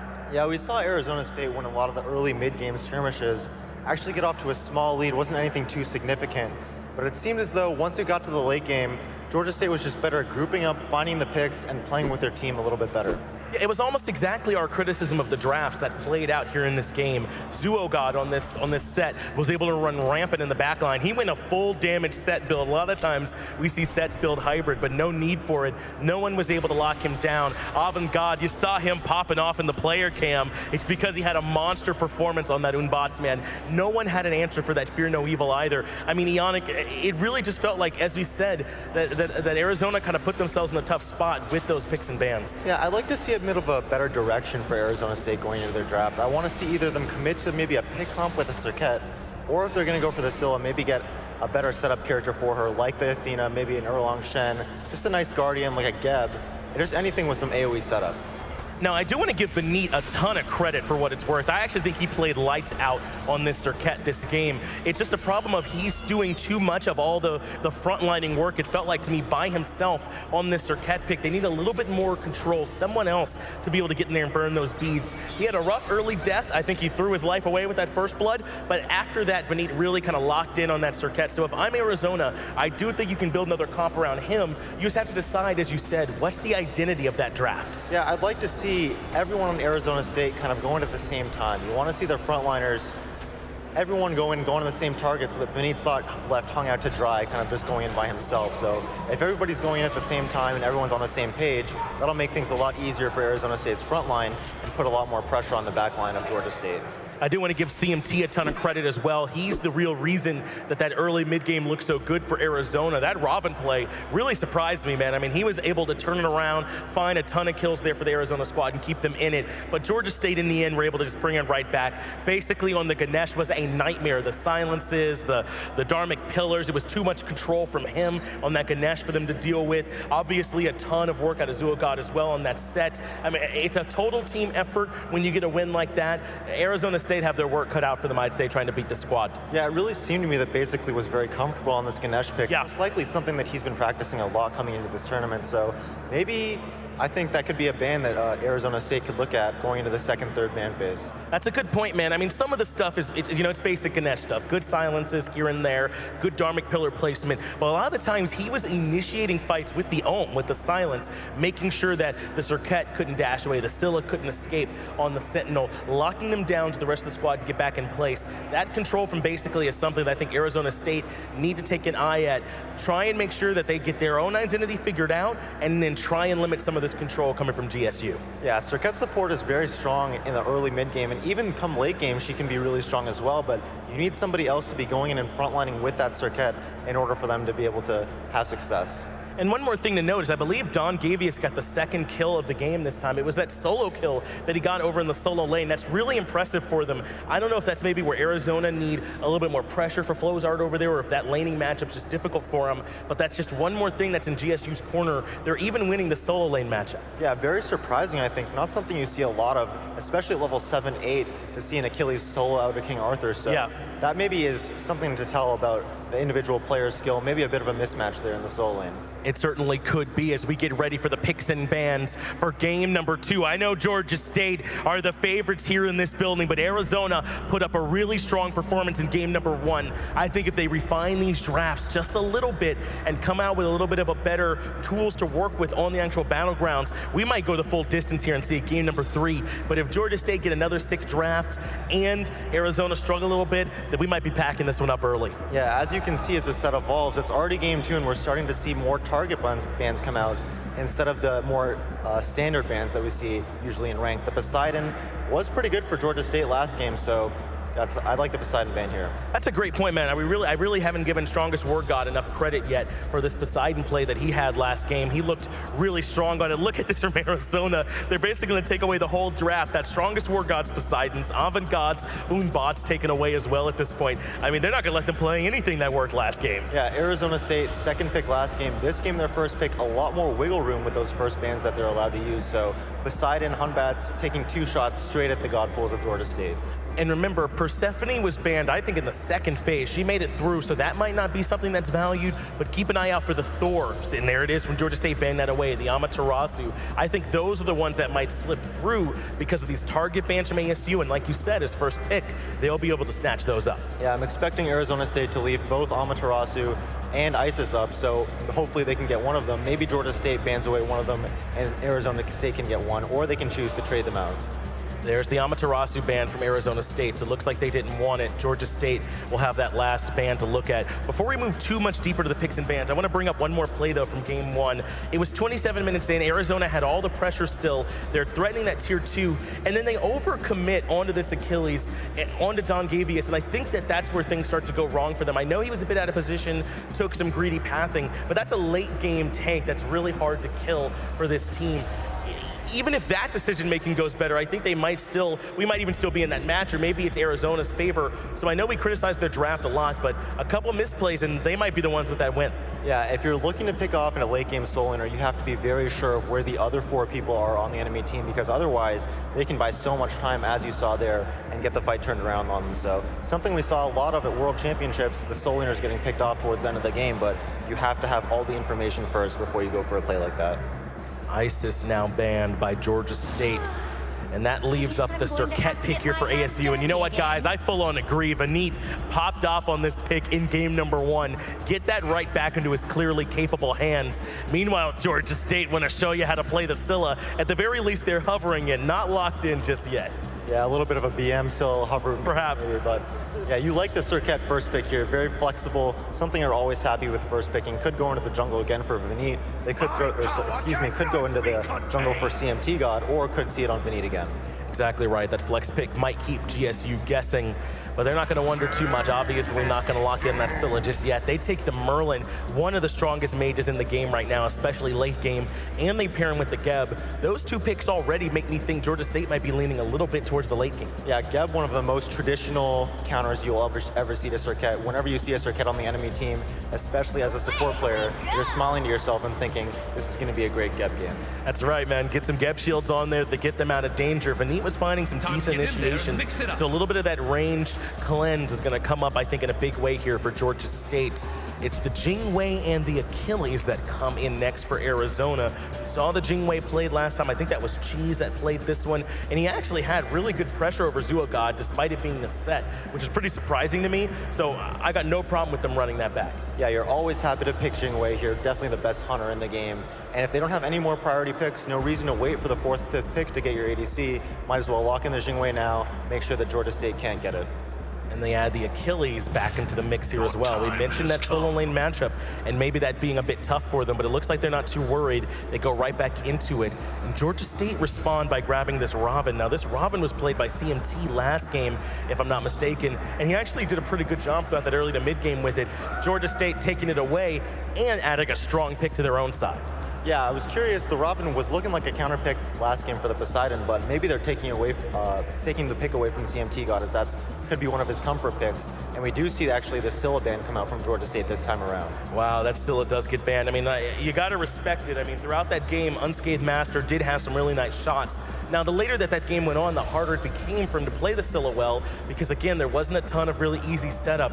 In those last 2 or 3 fights they lost, he hit nobody with the ultimates, no one of consequence at the very least. And that's a big part of why they lost. That Scylla ultimate, so high variance, you just need some reliable setup. Yeah, you need the setup and you need the space created, because if you're Scylla ulting, you're stationary for half a second, and your hitbox is much, much bigger. So if you're a frontline and you don't have any peel for the enemy Scylla, you're feeling good about going in and going on the Scylla. And you know who only needs a half a second to kill you? Set. So he capitalized on an opportunity a couple times, did Zuogod in that last game to really punish Unscathed Master. As we have the last 2 bans, it's Scylla and Kukulkan Khan taking a bit of a shot at the God pool of Unscathed Master. Meanwhile, ASU ban away 2 hunters, the On Her and the Medusa taken away. Yeah, interesting to see the set fall so far down in the second game, as I actually think it did a ton of work last game, but I actually first picked it, and here it's dropped down to 4th, 5th pick. They might not even take it again. Very surprising. As we theorize, the Persephone still not very valued here at this point either. So you're right, Persephone and Set, 2 very, very strong gods that could easily still round out either one of these drafts. She had so much control, so much burst damage. I'd be looking to see one of those grabbed. Yeah, Persephone's a character that I think you need all 5 players to be on the same page in order to get the maximum value out of her. So these teams might not be as experienced playing with that new character and might not be as experienced playing together as a core 5-man unit, so that's why we might not see Persephone picked up as much.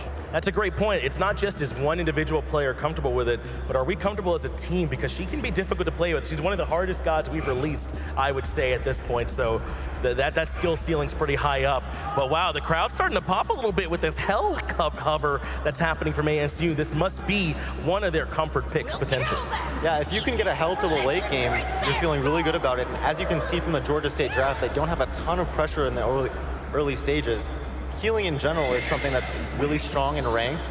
So if these games are getting a little bit skirmishy, a little bit back and forth, the Hell can be really strong for Arizona State. That's a great point. I think this Hell is a really solid lock-in for Arizona. And then you add in the Thanatos. That's now the most high-pressure pick on the map between what's been drafted here at this point. This Thanatos could easily run the early game for CMT if he gets off to a good start. And Georgia State hovering the Zeus. Glad they didn't lock that one in. They really don't need any more magic damage at this point. They could use a little bit more front. Yeah, it looks like the Kuzenbo here, actually going to be the King Arthur for the Soul Lane. They're going to run it back there, so it's going to be Achilles versus King Arthur again. I think are the roles reversed here?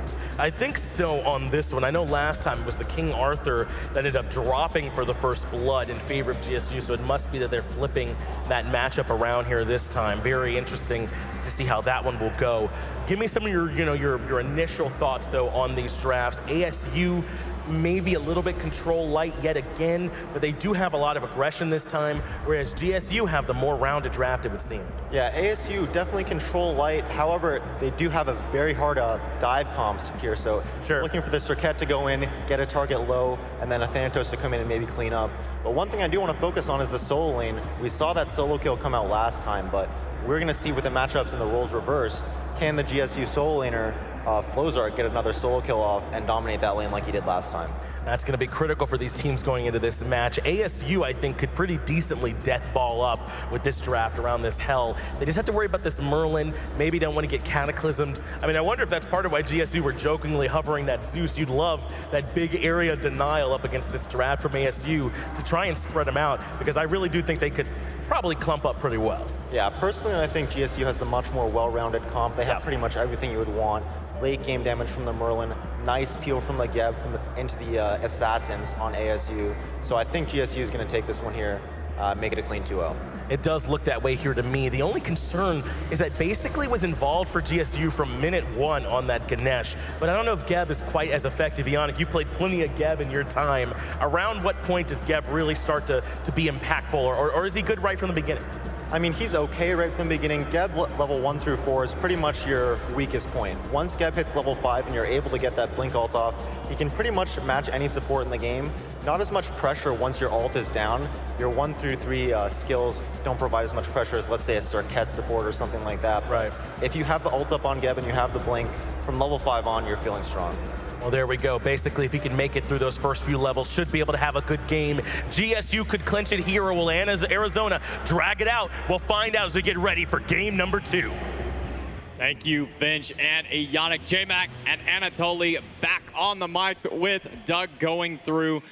And this is a very interesting draft out of Arizona this time around. It really is. The switching of the roles in that solo lane here, playing the King Arthur now. Don, yet again, on Georgia State there, trying to see what he can make out of it. With this one game advantage, he was able to really perform well, I think, on the last one. And again, they held that pick for Unscathed until very far into the draft. We saw the Syllabam, we saw the Kukulkan. Like last time, the thought was left open. I thought maybe they were going to go for it, but instead, he goes to an old school throwback with this Hell pick. Now I love it because, you know, I used to play a lot of Hell in the solo lane, a lot of Raw as well. So healing is a great team fighting utility. Not the damage, not the control, but it's just a different kind of way to play the games. And I think what it's going to come down to is protecting this Hell. Unscathed on the Scylla, he looked hot, he looked cold a little bit at times as well, but on the Hell, he needs to get off to a great start. If he gets shut down early, then I think Arizona might crumble. It's going to be a tough one because they really haven't drafted a protect the Hell composition. They have a Circuit, they have a Thanatos, and an Achilles. Achilles is going to want to run all the way into the background, but who's going to come back and save this mid laner? I mean, who's going to be back here protecting this Hell? It's going to be difficult, honestly. It's going to come down to the supports to make that rotation a possibility. The 3-on-3 is going to be the key factor. Every time we see a competitive SPL game, it's the junglers running the show. It's the supports either enabling the plays or kind of protecting the backline carry. And I think the priority is to protect the Hell in the long run for the true long success of Arizona to bounce back in this best-of-3 set.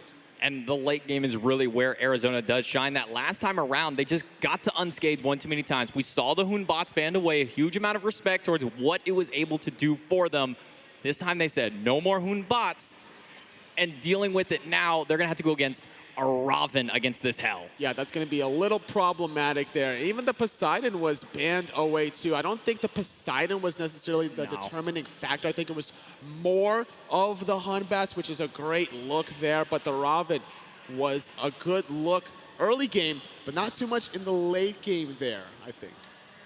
It's going to be a little bit rough. They're really depending on the early pressure that Thanatos and Serket can give them for Arizona to get them to this late game. It is going to be a little bit of a remake here for these teams. They're getting reset here for this matchup. None of the picks or bans have changed here. What you're seeing on screen is what you're going to be seeing in the game. But I want to talk about this Merlin pick. And also, can we mention how Persephone, the mention on the desk, not picked, not banned, none of these teams really wanting to deal with it this game. You know, the newest god outside of Yemoja competitively, so I think that there wasn't enough preparation time for either of these two teams. And I respect the fact that it's been a gentleman's agreement, apparently, to not pick up that goddess. But you were mentioning the early game power out of Arizona State.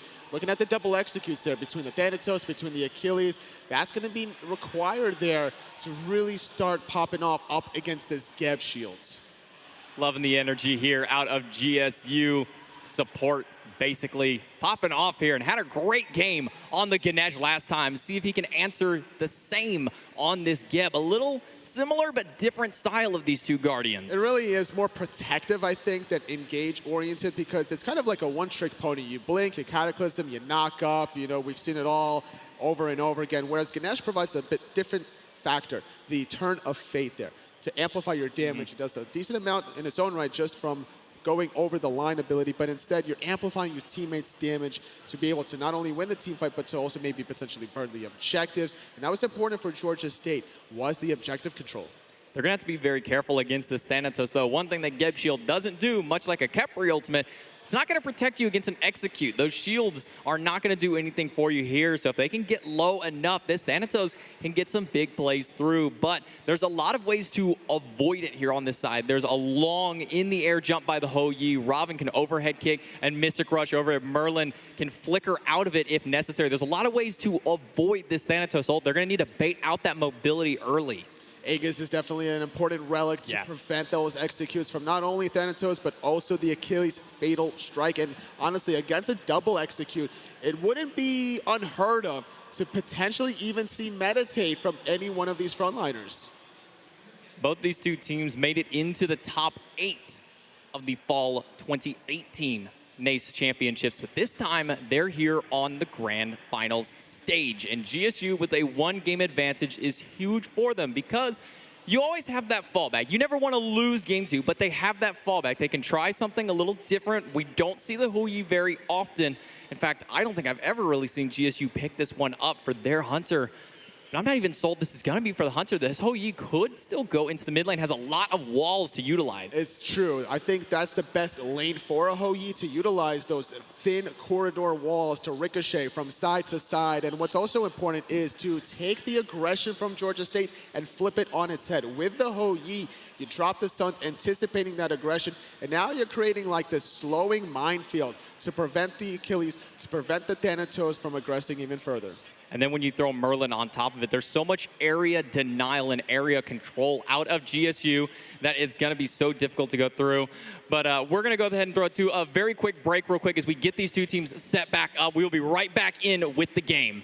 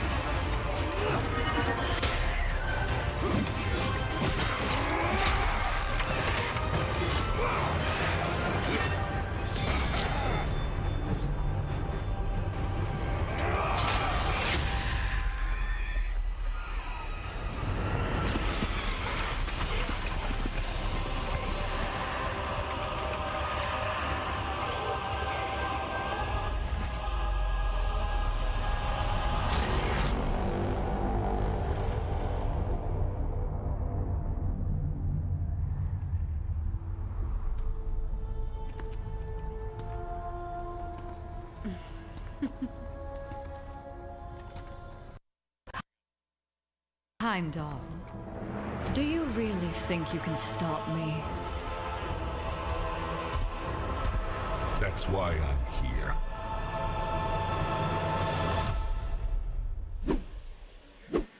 And welcome back in. The players are just getting into game here in a couple of seconds. Once again, if you're just tuning in, this is the NACE Collegiate Grand Finals. These players have been playing for 4 gruesome weeks to make it to this place, to be here on the stage.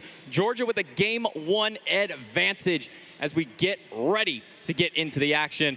My name is J-Mac. With me, Anatoly and Doug on the camera one more time. The man, the MVP himself. And he's got a montage. Yeah, dude, that montage, what a sight that was, honestly. Shout outs to Doug, man. He is the real, truest MVP out of all of us, the best of us. And I think that this time around, Arizona needs to find a way to really get themselves back into this set by using that hell. And if I'm looking to stop the hell, I'm not only looking to pressure the hell, but thinking about the mid to late game to the point of building up anti-healing. Looking at the God composition, there's no really anti-healing in their kit. So I'm looking for maybe the Divine Ruin from Zilgod. I'm looking at maybe a Brawler Speed Stick for Avant, maybe even a Pestilence from Donster. There's got to be some kind of answer to it. Too many times we've seen gods like, oh, it's just one hell. It's no big deal. And you get to 35 minutes and hell heals everybody for 600. And you just kind of question what went wrong. Oh, we forgot to build a couple of things. Oh, yeah. Like yesterday's game, I believe the Horus made a big factor in the healing in the first couple of games there when Raffer got it there. And he had like 5,500 healing somewhere around the 30-minute mark. And that hell can reach 5,500 healing in about 15 minutes.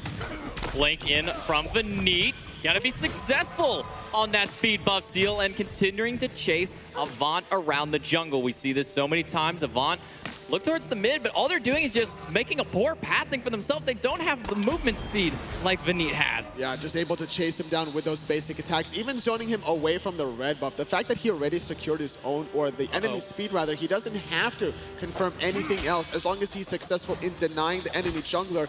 Now we can potentially see the likes of CMT really pop off on the Thanatos. Putting some damage in. The red buff will go the way of Georgia State. And he's going to get jumped on by Strongest, but without the mark, not in too much danger. Just has to have a little bit of the juke and jives with Unscathed here to provide some healing for them. The Ricochet gets 1 tap of it, but not going to find anything further. There's a small preview of what's in line and what's in store for this Hou Yi in the mid lane. Great pressure from Vinit, and we're seeing the rotation from CMT to absorb some of this mid wave. He'll hit the level 5 marker first, and with this Blink Thanatos, probably going to look for aggressive plays earlier rather than later.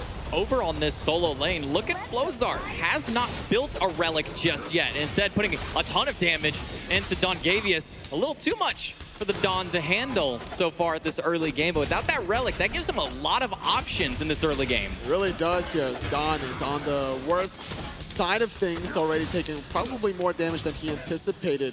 Both Achilles in game 1 and game 2 seem to have a little bit of a slight edge in the early game. A little close on that. The Cobra's Kiss will make basically a Strongest War God have a little kiss of their own there in the jungle. And again, Dawn taking so much damage from Flozart. We saw this exact same thing in game number 1. This early Achilles damage is just so much and a little too much. I think a lot of it comes down to how fast you're able to clear the wave first. And we're seeing Flozart clear that wave first. There's too many archers for Dawn to really handle. Similar story to the last game where Flozart was on that receiving end as the King Arthur. And once again, we do see the boots rush out of this mid lane mage Unscathed, rushing those cooldown boots. And Flozart, again, rushing in to Dawn, gonna get the stun off, but with not being level 5 yet, no access to that execute. And all of their healing is just done by this Warrior's Blessing and what's left of their chalices. So the reason why this favors out the Achilles in the matchup is how easy he's able to group up the waves together. By using your third dash ability, you're able to poke out the enemy, and then you have a second dash, and by the time you're resetting your dash, the melee minions are grouping up to your archers. You're continuing to poke the enemy and clear the wave at the same time, whereas the King Arthur, his abilities need them to be grouped up as well, but he can't do the same exact mechanic. He's taking a little bit too much damage early on. And then not just that, the Radiant Glory able to get a lot of extra early game heals without the Gladiator shield for Flozart on this Achilles. So he has that natural healing early versus the King Arthur, who has to have that Gladiator shield. As you see that Radiant Glory giving him a base 24, up to 2 per ability cast through. Basically taking a lot of damage into the mid lane. Unscathed running through. Vinny's going to dash in and block off the rollout. But the blinking from Avant might be enough. No, it's not. Unscathed is going to get it with the decay. First blood again for Arizona. A great early start for Arizona. Finding the speed buff invade, finding the first blood. They're not even done yet. Finding a second one, not even 10 seconds after. And Death Sight is a lot of damage early. Sometimes when you don't see this Thanatos, you forget how much you can do. And when you couple it with 2 assassins and a mage early, that's a lot of unexpected DPS, because assassins base damage early is really all that they need. And when you throw 2 of them at you, ouch. That's kind of why we see Assassins in the support role from time to time. Circuit yet again in 2 games in a row. We haven't seen Thanatos support in a while, but I wouldn't be surprised if we eventually see it once the metas get a little bit stale there. And if you're looking to spice things up, you have a lot of base damage, you have a lot of movement speed. The one thing you're really missing from Thanatos is a lot of crowd control. He does have that AoE silence, Death Sight, but still a good way to get this early start from Arizona, trying to get back into this best of 3 sets. We did see for a short while the Dirty Bubble build was a big proponent of this Thanatos that kind of brought him back, but it's been a while since we've seen that. Instead, we're seeing, again, more of the just straight damage or this very hybrid bruiser, not quite to the bubble build that we used to see. We saw it in Worlds on the solo lane many years ago, and it just keeps popping back in. We so occasionally see this Thanatos return. Yeah, the builds definitely have been different since Season 2 specifically, and even in Season 6 where there's been experimentation of Assassin's Blessing. Do we pick it up or do we not? Right. And in this game, after some of the changes, amplifying the 50 health on top of the Blessing, it helps you kind of survive that early game. I like the idea to get that extra movement speed once it is evolved. It's still a great Blessing to start with, all in all. So it is the teleport that comes out of Flozart. He did pick that up on his last back. Got the Gladiator shield with, so now it's sustain versus sustain. The Geb shield comes through onto Avant. But he still gets hit with it himself, still gets hit with one of those Cobra's Kiss. So far, Vinny's been pretty on point with nailing those. He has been. Avant has been a little bit quiet this game on the Robin, and that's going to be problematic up against the Hell. He started with the Blink, so you got to think, who are his targets? It can't be the Xingwei. You don't have lethal in the one-shot potential, and then she'll come back in with the passive anyway. It has to be the Hell, but the Hell is never alone so far. Vinny has been holding hand in hand, as he should, to get Unscathed out of the early laning phase. And not just that, the cleanse comes in big because the root is the big way of stopping these immobile mages. Sure. When she can just pop a free cleanse, doesn't need to use up purification beads, and then they can immediately heal themselves back up after. There's so many answers to this Robin. It's a little curious that they picked this one up. Well, it still has a great amplification of slows being applied consistently with a very short cooldown, especially with potentially a Yoden's Wrath, maybe a Hydra's Lament later down the road. So I still like the idea that even if you could cleanse the root, you have slows, and then you don't have your cleanse potentially for the more important CCs. The Blink Cataclysms is what I'm talking about. We see 2 different style of boots picked up by these supports. Vinny going for the mobility, basically going for the tankiness, the reinforced Greaves on this Geb. Not a ton of dot damage to go through aside from really just the ultimate on the side of Vinny. We're gonna try and get some damage through. The Blizzard dropped, but CMT will make their way out, putting a lot of priority on trying to take this red buff away. Take whatever you can get at the end of the day. The red buff is probably the highest contested early game objective in all of competitive Season 6 Smite at the very least. I remember Season 2, Season 3, it was all about the speed buff in phase, but with it being now a little bit tucked away there in the deep corner, hard to really get there. But when you steal away the red buff, even though you're not getting full value from invading the buffs, considering that the hidden mechanic, when you invade, getting mitigated experience, mitigated gold, you're still fully denying your opponents not only the experience of the gold, but also the damage. Vinny gonna throw that last breath and throw Avant away. The Mystic Rush on top, and Avant comes through with the overhead kick, and that's enough to get Vinny a counter gank through the Blink Cataclysm in from basically, but a quick cleanse out of Unscathed will make sure that he gets out of it. Popping that damage onto him, dropping through. The sun's not available, and they execute out of CMT on the back. He'll grab basically, and he's still looking for more, but Unscathed was left alone to the devices of Zuo. Oh, looking for a 1v3. CMT can't get out of this one. He doesn't have the blink available. Not gonna make their way out of that. Jeez, a little risky there, just barely skates by. Just barely getting out of that ricochet for him, but Georgia State getting a big early fight. This early game is what Georgia State needs to continue to stop the late game threats of the Hell, of the snowball potential from the Thanatos, and even potentially from this Achilles there that uses that ultimate defensively. I'm surprised because Don, he got a little bit more hurt in that health category, would have been under that 30% threshold, but playing it rather safe. Instead of Flowsari backs to base, picks up the Glad Shield, and even tier 2 boots along the way. And not just that, Dawn was also very low in mana, maybe only enough for 1 or 2 more casts, but that Glad Shield does heal up the mana some. We'll be able to kind of keep them going through, but I think with the double dash down out of Flowsart, because that was down, he already used the stun, there really wasn't much return fire for him, so just going back to base instead. Looking at the build here coming from Unscathed, normally when you see defensive mages, it's because they're in the solo lane, they are at risk of getting ranked. But in the mid lane, I still like the idea of picking up Silver Breastplate, probably going to rush that Breastplate of Valor because of all the MP5 that it comes with as well, all the base mana, 20% cooldown reduction. Hell just needs to spam her abilities. A little early here from CMT. He's going to dunk down on, get the Purification Beads out of Strongest War God. A big win for them. Cooldown on the ult from CMT, much shorter than the beads on Strongest War God. I like the flexibility of using that Hovering Death, even though you're not under that execute threshold. There's a lot of surprise factors in those global ultimates. Little risky going for this Gold Fury with the vision on and the Cataclysm out of basically not going to do much to these stupid. CM2 gets rooted and gets kicked down to the dirt. CMT will get picked up by F-Bond. Mr. Russian on a 3. A big Ice Bolt out of Zuo. And it's going to yank him back in. Double kill for the Merlin. Zuo coming in big in that fight. What a clutch rotation from the Merlin there and the aggression from Avant. It was basically that was focused on that Circuit, on the out of position Thanatos that didn't have his ultimate for the escape. He didn't have a life to even play defense on this objective. Georgia State will get the first Fury of the game, the Gold Fury. Now waiting for the next one to respawn in a little under 5 minutes before they can go for that objective.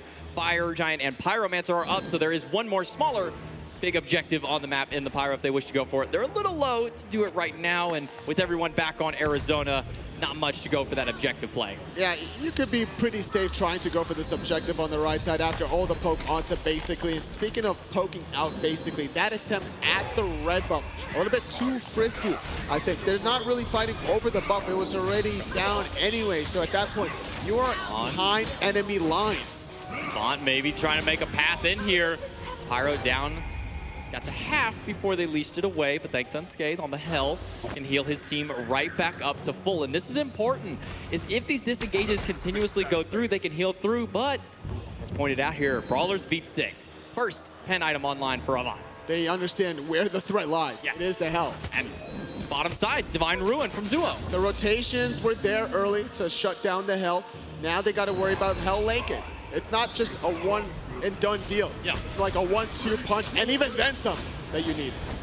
They're going to try and get some punch here, but unfortunately CMT is going to miss that death side, and Dawn is going for the 2v1. The Beyblade through is not enough damage, but Dawn's still going for more action here. He's going to knock up Flowsart, hit him with the stomp, and with basically here, that will be the disengage for Arizona. Not able to deal with this King Arthur just yet. Great discipline from basically not using the Blink Cataclysm knockup under the tier 2 tower, even though that was probably a guaranteed kill because there's a bigger priority at stake, which is this Pyromancer, granting them a total of 100 gold each. Second objective of the game for Georgia State. Blink in from Avant, but he's going to miss both of his abilities through. That's a double dash. Flowsart still alive. That was a double dash. I think that maybe Dawn could have continued that aggression if Avant wanted to, even without Prada Onslaught, the overhead kick, and the root. You have Mystic Crush damage, so you need a little bit of a setup to guarantee there, and having a level 10 Robin and a level 13 King Arthur dive at tier 1 tower should be effortless. The Shillelagh now online for Dawn, going to give him that extra HP when he finishes out that Blackthorn. A little bit of cooldown reduction for him as well. Everything that King Arthur wants, health, cooldown, and some power to boot. Not a bad look if you're playing the King Arthur here for Dawn there that didn't have the great success in the last game. Flozar just missing that one through, and the spin is all that Dawn needs to finish it off.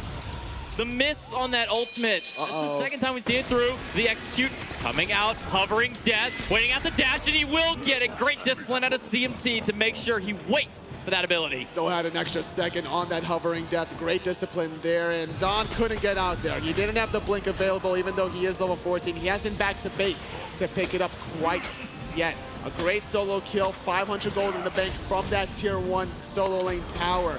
But giving up his life now is not the end of the world, considering that Arizona can't use that 5-on-4 power play. The Breastplate of Valor has been finished up by Unscathed, going for that defensive option, recognizing that the two gods who are going to be on him the most this game is going to be Avant and Dawn on this King Arthur Robin combo. The root going to miss. Vinny will make it out. Cleanse was there just in case. Yeah, Vinny started off the game really hot on the Circuit, being able to invade the speed buff, being able to enable that first blood. But ever since that red buff invade that really backfired, things have started to slow down for Arizona State. They really can't have that here. Yes, they have a hell late game, but so far they're not pushing that early lead that Vinny was able to open up for them. They just allowed Strongest War God to rotate back up to that red buff, help take that one away, make sure they secure a buff on their side. And Vinny now with 2 deaths on their side, along with the core 3 essentially, all with 2 deaths to their name. It's looking a little rough for Arizona in this early game. And the primary beneficiary is Zero God on this Merlin. To play a set in the last game into a Merlin now in game number 2, he's always looking for these playmaking opportunities. Very opportunistic by nature, it feels like, and that's what they need from him. With his 2-level lead now, the team fights should look good for Georgia State. Level 16, well over that level a minute cap that everybody loves to shoot for. He's just essentially been left all alone here to his own devices against Cheese. And Cheese had a good game last time on this Jing Wei, but he just hasn't been able to match the rotational prowess that Zuogod had. Getting those 3 kills very early is gonna be able to supplement that lead that he wants. And you don't need your Jing Wei to do much in the early game, but it would be nice to get some sort of presence out of your long lane carry. And that's where Zuogod really came in last game on the set, this game on the Merlin, getting some objectives as Georgia State from the Gold Fury, from the Pyromancer, the tier 1 tower in the solo lane, and that's why they've been able to slowly build up this lead. But I'm still kind of worried for them when if it does come to the late game, if the Hell can complete at least 5 items. Disappointed in these carries. Everybody but the 2 carries went blink. I wanted to see get 10 blinks in a game. I mean, maybe, who knows? If this can go to a game 3, you might get your wish granted. Unscathed taking a bit of poke from Dawn, but Dawn taking the return as the Fury goes down for Georgia State.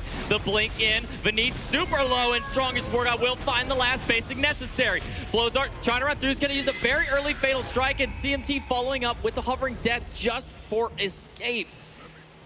Georgia not only get the objective, but they get a kill on top of it. They do, and they force so many ultimates defensively. Arizona can only be spectators as they watch another Fury go down, and they're not even done yet. Georgia State grouping up now on the left side with that Geb Shield. Dawn gonna do a great job zoning away Cheese.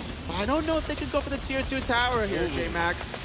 A lot of damage onto Dawn, not respecting what this Jing Wei is capable of. They are level 15, going for that little bit of crit for themselves, stopping the back of Avant, stopping 2 of the backs through. Now it's just Avant and basically left here. The Stone Shield is already down, but they still had the blink available. Trying to stop this Geb, but not able to predict that rollout. Basically will skate right by. Level 3, Beneath did a good job of stopping that rollout then, but this time around, basically, fool me once, shame on you. Fool me twice, well, you just can't get fooled again as he rolls out to the right side.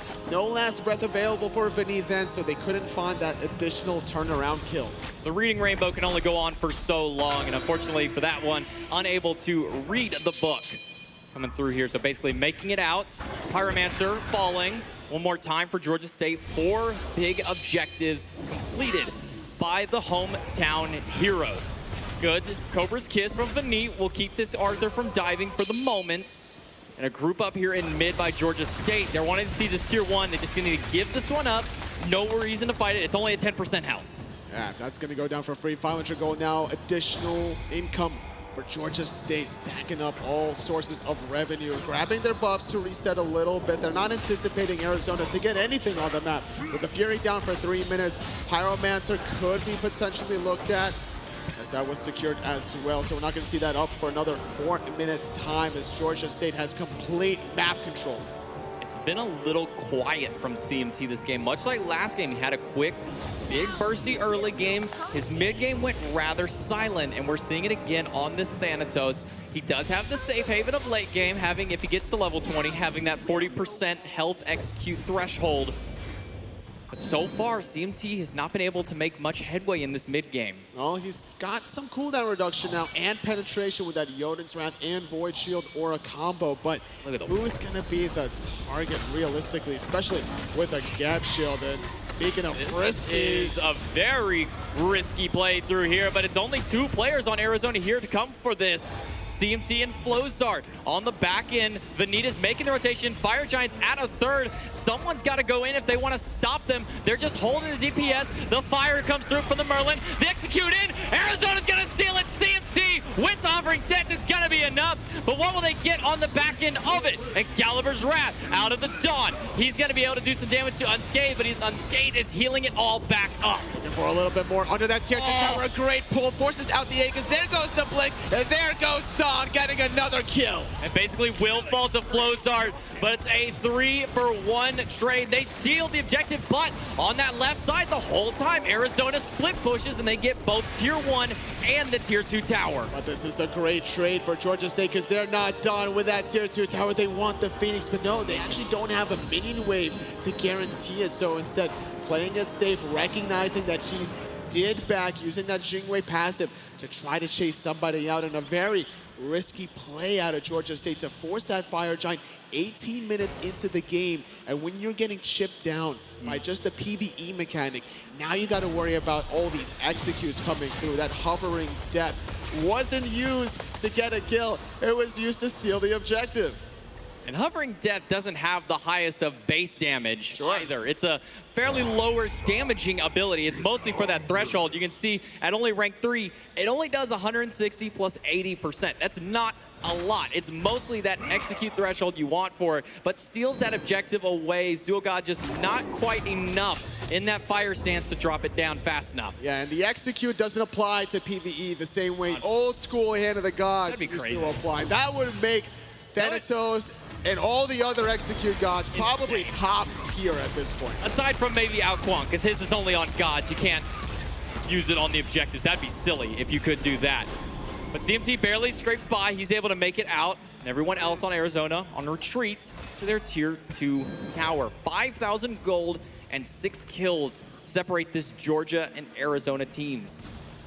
And with the Gold Fury now respawning, Arizona, despite stealing away that last objective, can't really position themselves to steal a secondary objective. So they're just kind of slowing down the aggression. CMT, not quite the call for you there. And she's gonna get burned down by Zul'God. The blink in from Avant onto Unscathed. The last breath to throw him, but Benita instead gonna be the one taking the massive amounts of damage from it. Dashing in on the King Arthur. The Dawn has not given up the assault. Benita scrapes by to the back. Flowzart on the opposite side of the tower, Unscathed, able to make it back to his Phoenix alive, but this tier 2 tower in mid, I can't say the same. Unrelenting pressure from Georgia State University, looking to close out this best of 3 in dominating fashion. They get the objective, they get 2 kills, they get another objective in the form of the tier 2 tower, building and surpassing this gold income to almost a 5-digit number. 5-0 and 5. 10 out of the 13 kills on this dual lane Merlin. A lot of kill participation from it. When you look on the other side, Cheese hasn't been a part of any of the kills of Arizona State. This is everything you want from this long lane Merlin. And I don't think it's necessarily Cheese's fault. It's more about what happened in the mid portion of the map. A lot of action around the mid lane and that Gold Fury side with some kills onto Unscathed, great rotations from Avant. I think that Arizona early game, when they tried to focus out basically a little bit too hard at that red buff, came back to really bite them. Second crit item coming online for Cheese. He's got that Wind Demon, looking to go into, I imagine, is going to be the Deathbringer. I think it's a little too late and a little too risky to try and go for the Rage, and I doubt we'll ever see Malice coming out for a Jingwei. So with that Deathbringer, you're going to amplify the crit damage with the natural crit Jingwei has. Get some big shots here, but look at this. The Gem of Fate on basically. Do you think this is going to be the Pride win, or do you think that we're going to see the Staff of Mirrodin? Oh, that would be spicy, actually. I want to see some double knockups there. That would be pretty spicy. More control for Georgia State at this point in the game, not too bad. But if you're looking to be more tanky, I think Pride win is definitely the way to go. You want to get more of a self-shield for yourself after Cataclysm, because once that shield pops, you're able to apply a little bit of a damage and a little bit of a slow when you're chasing down those targets. Tell me a little bit about this Rune Forge. We don't see this item picked up here, but Avant grabbing it on this Robin to hold that thought. Flowzart in the middle of 3. The Suns have been dropped through. The Fatal Strike to get out, but the Blink in from the Dawn to get that one through. The Execute from CMT is going to hold them off for just a while, but both of them will perish unscathed. Trying to heal through, trying to keep the team alive, but it's just not enough. The Blink knock in from basically the Dragon Fire burns through. A triple kill on Avant. They're pushing through it. They want to grab Beneath, but Strongest War God will grab the 4th kill for Georgia. A great play from all of Georgia State, utilizing the Blink engage from Dawn, utilizing the Cursed Ankh from basically unscathed was a non-factor with all the anti-healing options from Georgia State. They got the tier 2 tower. They're going for a Phoenix and J-Mac. I wouldn't be surprised if they try to end it right here, right now. 6 seconds on CMT, 7 on Flowzart. A little risky to go for, even though CMT is only level 15. He's 5 behind Avant. He's got nowhere quite near the build path that this Robin has gone. They're going to take the safe option, a little bit of discipline out of this Georgia State, not to get a little too frisky. I don't mind it because they have a lot of gold in hand from all of those towers that they just secured. All the bountiful gold from getting those kills. Adding it to the collection on their necklace. That Fire Giant now is going to be the next target for GSU. Everybody, aside from the Arthur, picking up some kind of anti-heal for this team. The Contagion and the Cursed Ankh out of basically Divine Ruin on Zuo. Strongest War God also with the Toxic Blade as his 5th item here. And then we saw the Brawler Speed Stick early from Avant. They recognize what Hell can do, what the healing out of this Achilles and this Thanatos can do, and they are answering back immediately to it. Yeah, that's kind of toxic to pick it up. All right. You kind of love to see it, honestly. We don't see this very often picked up, especially from a middle hunter, but one that relies on abilities and basic attacks. You have that flexibility in your build path as a Hou Yi, so really adapting more about what your opponent's strengths are as opposed to relying on amplifying your own strengths on the Hou Yi. All right, well, basically it's no fun. He went for the Pride win. Didn't go for the spicy option of the Staff of Mirrodin, but instead just going for the tankier option. Get the Blink Cataclysm in, gives you that shield. A lot of cooldown reduction as well with a 20% onto it. And speaking of, he's going to go right in, and Zuo is going to erase CMT off the map. Cursed Ankh pop through. Cheese on full retreat. Basically gonna get stunned through. And the Mystic Rush from Avant is gonna force out the airstrike out of Cheese. Looking for a little bit more though. Can only run to their fountains. The right side Phoenix does crumble. Fire minions are starting to trickle down the left side of the map as well. Basically, a little bit of trouble. Gem Shield buying him a moment. Big damage through, basically still through, but the Execute's not gonna come out in time, and Flowzart instead is gonna be traded through. Unscathed gonna drop. Double kill for Strongest War God. 5 players versus 2. Arizona has to put up a hell of a defense to stop this. The crits are big from Cheese, but I don't think it's gonna be enough. Georgia State are gonna take this 2-0 and bring it home to the hometown heroes.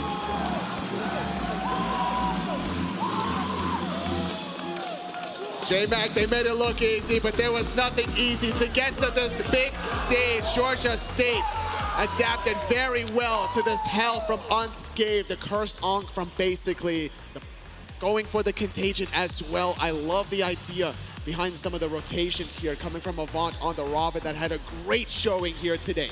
These players lights out on both sides, but GSU just getting the better end of it, recognizing and respecting how much healing can come out of a hell. Oh, yeah. 4 players with 5 different anti-heal options to guarantee that no one on this team is going to get topped off with the health. Give a lot of credit to Arizona State, the way they started Game 1 and Game 2. Vinit on the circuit not only successfully invaded that speed buff, but shut down basically level 3, that rollout to get that first blood, to put Arizona State on the board, but they couldn't really transition from there once GSU recognized they needed to start focusing out this hell. The late game just wasn't able to get there for him in time. There was just too much damage and too much destruction, honestly, out of Zoogod on this Merlin, playing lights out that game. The rotations from Zoogod on the set, on the Merlin, was very impactful in both games, and what I'm really looking at was the early game aggression from the Thanatos Achilles that could never really get off the ground. 6-0 and 11 for, it looked like both the jungle and Suo got onto that one. Both of them coming in and performing strong for them, making sure to keep this hell locked down, to keep their big carry unscathed, knocked down. That was the answer that needed to happen. That was the question everyone had coming in is, how are we going to deal with Arizona? How are we going to keep unscathed and Cheese locked down? And they came through and showed the answer to it. Ending the season, still undefeated. Georgia State continues applying all sorts of pressure, but Arizona put up a great fight. I like their ideas here for some of the team fight. Oh, yeah. They just never had the momentum that I think that they were looking for. Like I said much earlier on, and I mentioned on the desk, 3-4 weeks ago, this would have been an extremely clean sweep for Georgia State. They looked like they were unstoppable. But we're going to take it over to the champions themselves, Avant God, on the stage for an interview. Take it away. Hey there, Smite fans. We are on the stage where I am joining Avant-Garde from GSU. Just took down the whole tournament in front of the home crowd. It's got to feel pretty good. Look at all the boys out there. What do you got to say to them? Yeah, it's great. I want to thank everyone who came out and supported us. You guys have been great all year. I'm very thankful for the university for giving us this opportunity, and I'm thankful for the boys for putting in this amount of work. You know, it's not possible unless you have a full team, right? Yeah, absolutely, man. So it looked like in that game that there was a couple of positions that got pretty far ahead, how you guys were pulling through. Can you tell me a little bit about, you know, what you guys were thinking about going into it, how you put together that strategy, how you're able to pull that off? Yeah, I think game one, we definitely got a little bit too ahead of ourselves. You know, we were a little bit jittery, I think. But game two, we came out swinging. We realized, you know, this is the way we play. They had an early game comp. We didn't want to let them have advantage of that early. Even if we drop the first blood, that's okay. We'll just come back and swing late, and that's what we did. All right, one good question for you. Favorite skin in the game? Ooh, I don't know, man. Whose voice pack do you use? Bart, of course. Good answer. That does it from us from the stage. We'll see you next time. Congratulations.